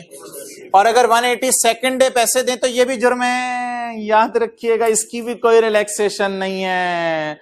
183rd डे पैसे दे दें तो भी आप मुजरिम ही हैं, आपको सजा मिलेगी, आप सजा के हकदार हैं। कितने दिन में पेमेंट कर देनी चाहिए? 180 डेज में। पॉइंट 7, ऑन 10 फरवरी 16, बहुत पुरानी बातें कर रहे हैं हम तो, किस महीने में खड़े हैं? अगस्त में। ऑन 10 फरवरी 16 हमने परचेज किया लिक्विड नाइट्रोजन। ऊपर हम केमिकल्स भी बाय करते हैं ना, केमिस्ट्री पढ़ी ही ना, KMnO4 नहीं, लिक्विड नाइट्रोजन। ऑन 10 फरवरी 16 we purchase liquid nitrogen worth ₹3 lakh. तो ये परचेजेस है ना, वर्किंग वन में पंगा लेना है आपको, परचेजेस हैं ₹3 लाख। यार तू क्यों तंग कर रहा है? 3 की शान में गुस्ताखी हो रही थी। We purchase goods 3 lakh from Mughal chemicals. और यार नाम नूम ना बताया अगर काम की बात कर। आ रजिस्टर्ड सप्लायर, अच्छा लग गए 10 ऑन उधार। किस पे खरीदी? उधार पे। ऑन 15 अगस्त we paid the outstanding amount by way of cross cheque. Cross cheque से हमने उसको पेमेंट कर दी है। हमने चेक करना पड़ेगा मुजरिम हो या नहीं। सुबह क्या याद कराया था आपको? अम्मी को क्या कहने हैं? पहला महीना उंगलियों पे, आखिरी महीना कैलकुलेटर पे काउंट करेंगे। याद आ रहा है? अच्छा, वो बात तो किसी और कॉन्टेक्स्ट में थी, लेकिन इधर भी ये बात यूज होगी। 180 दिन यार काउंट करने हैं, 10 फरवरी को नहीं डालना। और 2016 लीप का साल था चाचू, 16, 20, 24 लीप का साल था। 29 दिन थे फरवरी में, मुझे याद है, मैं 2016 में था दुनिया में, आप भी थे। अच्छा, 10 फरवरी को ना डालें, 11 से गिनना शुरू करें, सारे उंगलियों की पोरें। 11, 12, 13, 14, 15, 16, 17, 18, 19, 20, 21, 22, 23, 24, 25, 26, 27, 28, 29। कितने दिन बन गए? 19। फरवरी में आ जाए, फरवरी में 19, मार्च में आगे फिर उंगलियों पर नहीं गिनने। यार उनको कह दें अंदर आके बैठ जाए। मैंने उनको कहा आप जरा 2 मिनट 10 मिनट आज थोड़े बाहर खड़े हो जाओ, उनको बताते रहो। अप्रैल में, मई में, जून में। यार मुझे डर लग रहा है 180, मुझे बहुत डर लग रहा है 180 दिन पूरे हो जाने हैं। मुझे डर लग रहा है 180 दिन पूरे हो जाने हैं। अभी सेकंड लास्ट रो में बैठ जाएं, वेट कर लें, सेकंड लास्ट रो में बैठ जाएं। और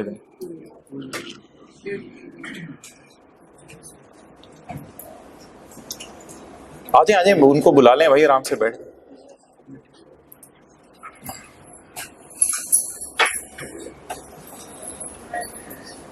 भाई बताते हैं भाई स्टूडेंट्स को के अंदर आते हैं। अच्छा, 180 दिन पूरे नहीं हुए, जरा जुलाई डाल के देखें। अभी भी 180 दिन पूरे नहीं हुए। अच्छा यार, आखिरी महीना आपने क्या कहा था, किस पे गिनना होता है? कैलकुलेटर पे। तो 180 में से सारे माइनस करें। 8। किसी को याद आ रहा है 8 अगस्त को शाम को ये मुजरिम साबित हो जाएगा और 9 अगस्त को बेगम, जल्दी जल्दी जल्दी, ले मुजरिम नाश्ता कर। याद आ रहे, याद आ रहे? तो 9 अगस्त को बेगम क्या कहेगी? सरताज, ले मुजरिम नाश्ता कर। क्यों कह रही है मुजरिम? As per the CSTX Act 1990 Section 73, he is required to make the payment within 180 days. उसने 180 दिन में पेमेंट करनी थी, लेकिन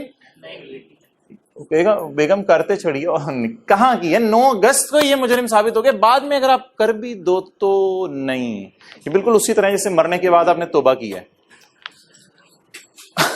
हाँ, कब्र में जाके पढ़ रहे हैं, ओ अल्लाह अकबर फजर, चलो न, तो अब टाइम नहीं है। तो ये तो मरने के बाद आपने तौबा की है, इसका कोई फायदा नहीं है। कि 15 अगस्त को आप पेमेंट 1000 दफा भी कर दें, उसको लॉ मेकर आपको बेनिफिट नहीं देगा। तो बताएं जी, 9 अगस्त को क्या जुर्म हो गया? 8 अगस्त की रात को ही बल्कि पता चल गया था किसने पेमेंट नहीं की, तो ये मुजरिम साबित हो गया है। वो उर्दू का फिक्रा पढ़ो जो लिखवाया था।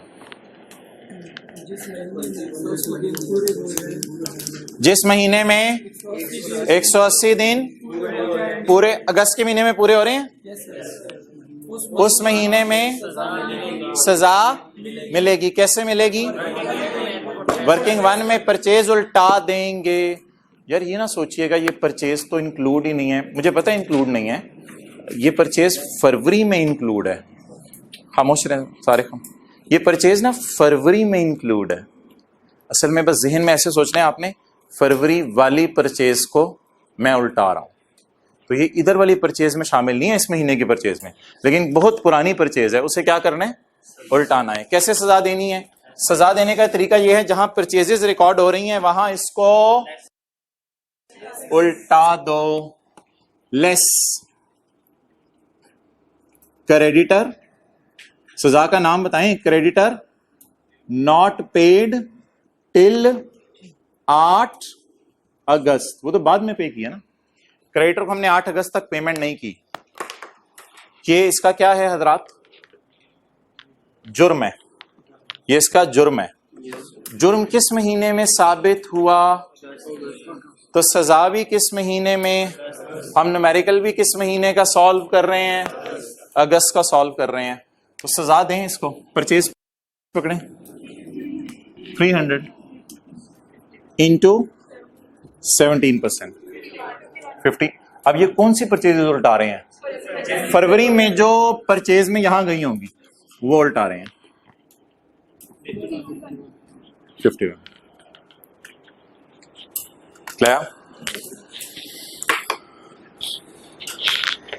तो जिस महीने में 180 दिन पूरे होंगे उस महीने में आपने इसको सजा देनी है।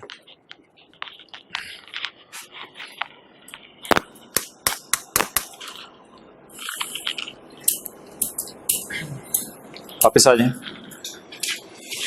ये लाइन पढ़े यार। इन जुलाई 16, जुलाई ना, input in excess of 90% of,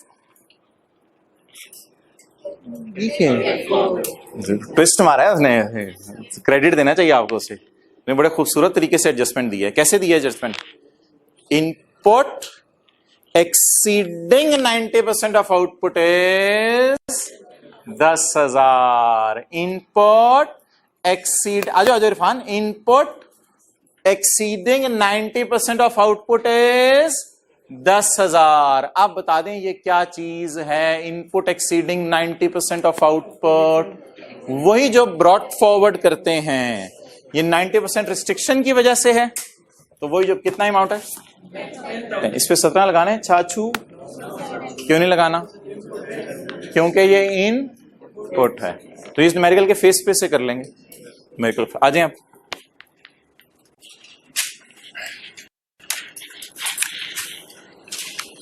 totals कराएं।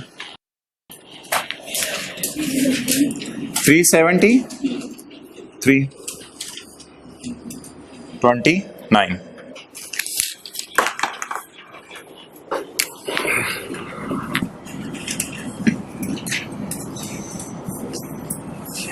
कल तक बता, ऊपर वाले का टोटल नहीं करना, ग्रैंड टोटल मारो। 4600 4600 क्लियर। अच्छा, टैक्सेबल सेल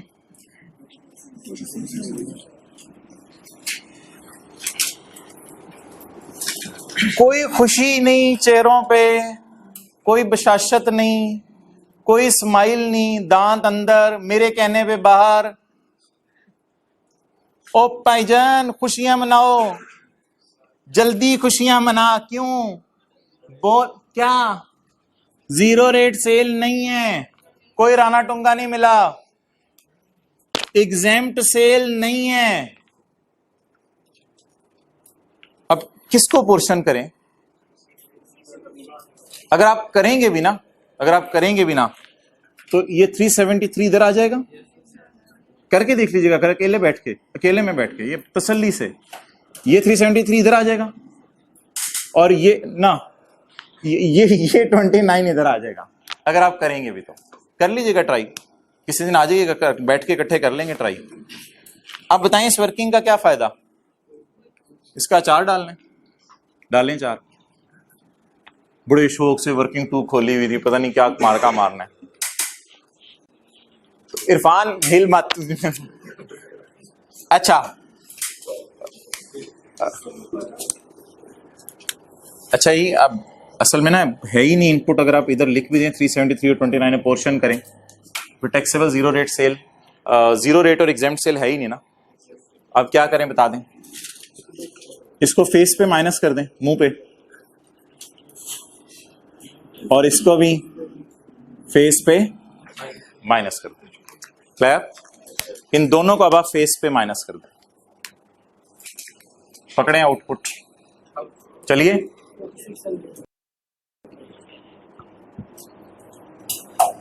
भाईजान तुसी नोट करना है नाल नाल। 46 into 17%, 782।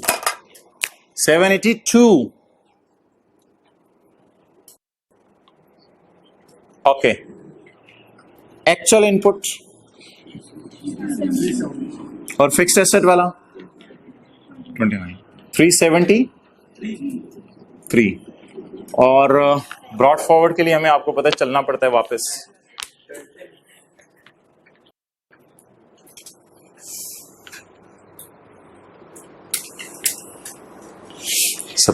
लगा है, अखीर नहीं होगी जी। ब्रॉड फॉरवर्ड 10,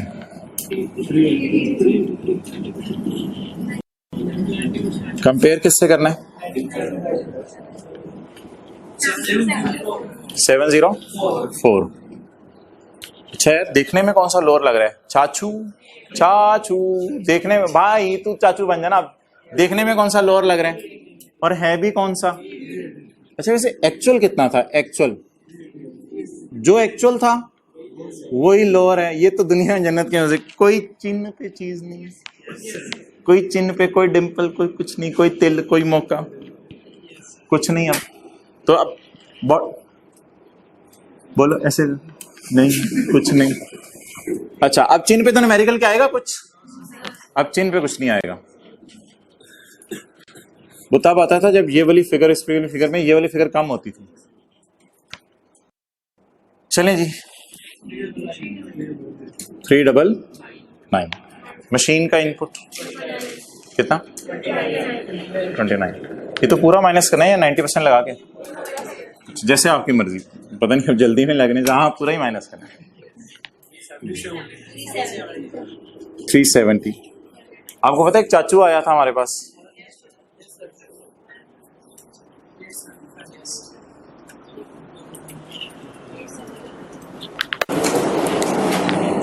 कैलकुलेटर पेपर में लेके जाना भूल जाना, इस पे 3% लगाना ना भूलना। ये जो है ना एड 3% ऑफ 875 ना यार, मास्क पहन जाते नहीं, मेहरबानी जेती कर। 875 इंटू 3%, बोले 26 पेबल टू गवर्नमेंट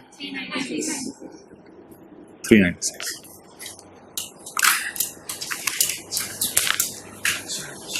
क्या नोट नहीं कर रहे थे?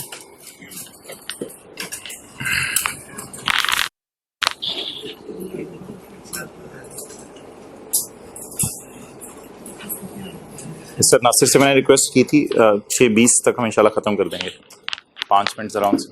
ओके, पेबल टू जी मोहतरम। आए तुमने 4 न्यूमेरिकल नहीं किए हुए, 2 मैंने क्लास में कराए थे, 2 होमवर्क में दिए थे, तो क्लास के बाद आई आप लम्हों की खता थी। अच्छा जी, तो it is payable to government कितना? 396। कोई रिफंडेबल? भाईजान रजिस्टर बंद, मैंने लैपटॉप बंद किया। रिफंडेबल अगेन 0, कैरी फॉरवर्ड नहीं है, हाथ फेरे सफेद जबरदस्त यार, क्लियर? ओके, यह एक बड़ा इंपॉर्टेंट कॉन्सेप्ट है, वो जरा समझ लें, वेरी इंपॉर्टेंट। अगर कभी जिंदगी के किसी मोड़ पर यहां 70 आ जाए, आ सकते जिंदगी के मोड़ पे, और यहां 73 आ जाए, उर्दू पढ़ी हुई है, नजर तो आ रहा है, यहां 73 आ जाए, तो ये लाइन तो खाली होती है ना, ये लाइन तो खाली होती है ना। लेकिन यहां आपने ना ये लिखना है, और इसके साथ लिखना है सेल, अभी लिखना नहीं, ये सवाल का हिस्सा नहीं, sales tax to be carried for. ये मशीन नहीं है, ये कोई मशीना है इतनी महंगी। तो अगर कभी पेपर में मशीन ना आ जाए तो आपने फिर इधर 73 लिख के इसको ना कैरी फॉरवर्ड करना है, लेकिन इसको डबल अंडरलाइन लगा के क्लोज कर देना है, वरना एक मसला पता क्या होगा, ये मशीन का रिफंड है, रिफंड करना नहीं, ठीक है, ये कैरी फॉरवर्ड फेस पे ही आ जाता है। तो और ये कोई पेएबल टू गवर्नमेंट है 3%, फर्ज करें 3% ऑफ ये 1 आ गया, तो इस 1 को एज इट इज लिख देना। अब ये लाइन क्यों भरी भरी महसूस हो रही है? क्योंकि ये जवाब क्या आ गया? नेगेटिव। हाँ इंशाल्लाह रिफंड होगा, जना क्लास के बाद आना मेरे पास, करा देंगे। नहीं सीरियसली, मेरा आपका मजाक नहीं है, आपका मेरा होगा। अच्छा 3, लेकिन इसके साथ अंग्रेजी लिखनी पड़ेगी, पहले खाली थी ये line, sales tax to be, और फिर फर्ज करें 1 रुपया 2 रुपया कुछ भी इधर आ गया, ये नोट करने की जरूरत नहीं, आपको बुक से दिखा देता हूं, ये नोट नहीं करना, ये मैं आपको बुक से दिखा देता हूं। आप खोलें क्वेश्चन 14 का सॉल्यूशन, क्वेश्चन 17, क्वेश्चन 19, हाँ आ गया। क्वेश्चन 18 खोलें, क्वेश्चन 18, क्वेश्चन 18 का सॉल्यूशन, पेज 546। यार वो देखें जिंदगी का मोड़ निकालें यार खुदा के लिए। ये कितने हैं यार? ये उसी तरह है ना, 70, 73, 3 उसी तरह है ना। तो ये 70 आया, ये वो मशीन वाला है। यहां क्या लाइन डालनी है खूबसूरत सी? सेल्स टैक्स टू बी, और फिर ना इसको अलग से लिखना है, 3% of sale to unregistered person. तो ये बात यार याद रखनी है, ये बात याद रखनी है। यहां क्या लफ्ज डालना है, इसको स्काई ब्लू सिग्नल दे दें, sales tax to be carried forward. आगे आए, आगे आए, इधर किताबें बंद करके बैठा। 318 पॉइंट माइनस मशीन, मशीना नहीं है, मशीना तो इधर था, बड़ी मशीन को कहते हैं ना, आपको कहते हैं मशीना, इधर था मशीना, इधर तो मशीनी है, क्योंकि देखें ऊपर कितना पड़ा हुआ है, तो माइनस खाली है ये लाइन, कुछ नहीं लिखा हुआ, sales tax to be carried forward. असल में ना क्योंकि ये भी पेएबल है, इसमें ये वाला, आजे आजे बैठ जाए, ये भी पेएबल है, इसमें ये वाला पेएबल क्या होना है, ऐड होना है, तो ये क्या बन जाएगा, टोटल पेएबल टू गवर्नमेंट, तो इसलिए इसकी फिर कोई जरूरत नहीं है। तो ये दो न्यूमेरिकल हैं, जरा आपने ना यकसुई में बैठ के सिर्फ इनकी ये वाली चीज जरा देख लेनी है, ताकि आने वाले दिनों में अगर कभी ऐसा मसला आए तो उसको आप टैकल कर लें। समझ आ गई? तो क्या क्या लफ्ज याद रहेगा, मशीना।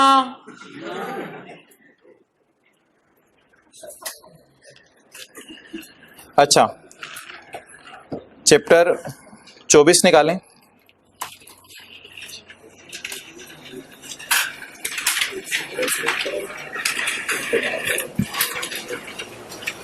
Question 70, question 70। ये हम ऐसे करें जैसे 69 सवाल कर लिए, अब 70 की तरफ आ गए हैं। Page 492, page 492। ये मार्च की how and under what situations inland revenue may recover the sales tax without issuing a show cause notice. सुबह सुबह वाली क्लास याद है? तो ये वही वाला 11A, 11A याद है? जो डॉगी को खुद छेड़ा था, याद है? अच्छा, ये ढूंढे extra and capacity tax, page number, extra tax का पेज नंबर बताएं, कैपेसिटी का, एक्स्ट्रा का पेज नंबर बताएं और कैपेसिटी का। हाँ जी, 440, ये डिसाइड कर लो एक, एक्स्ट्रा बताएं, एक्स्ट्रा 446 और कैपेसिटी 440। आई के मजाक कर रहा है वैसे, बच्चों वाला पेपर। अच्छा यार, identify the documents, question 68। Identify the documents which essay may require for claiming input। Input claim करने के लिए कौन से डॉक्यूमेंट्स होने चाहिए हमारे पास अगर मैं इंजन इंपोर्ट करूं?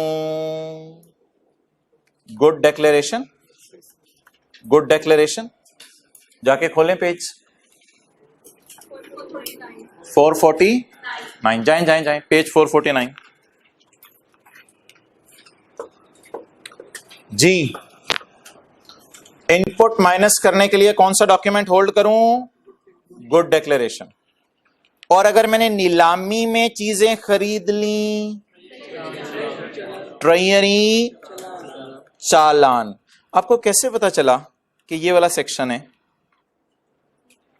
Documents may be required for claiming input। कौन से डॉक्यूमेंट चाहिए मुझे इनपुट माइनस करने के? डॉक्यूमेंट्स तो इसी सेक्शन में पढ़े थे ना हमने। ठीक है, जाएं, ओवर। अस्सलाम वालेकुम।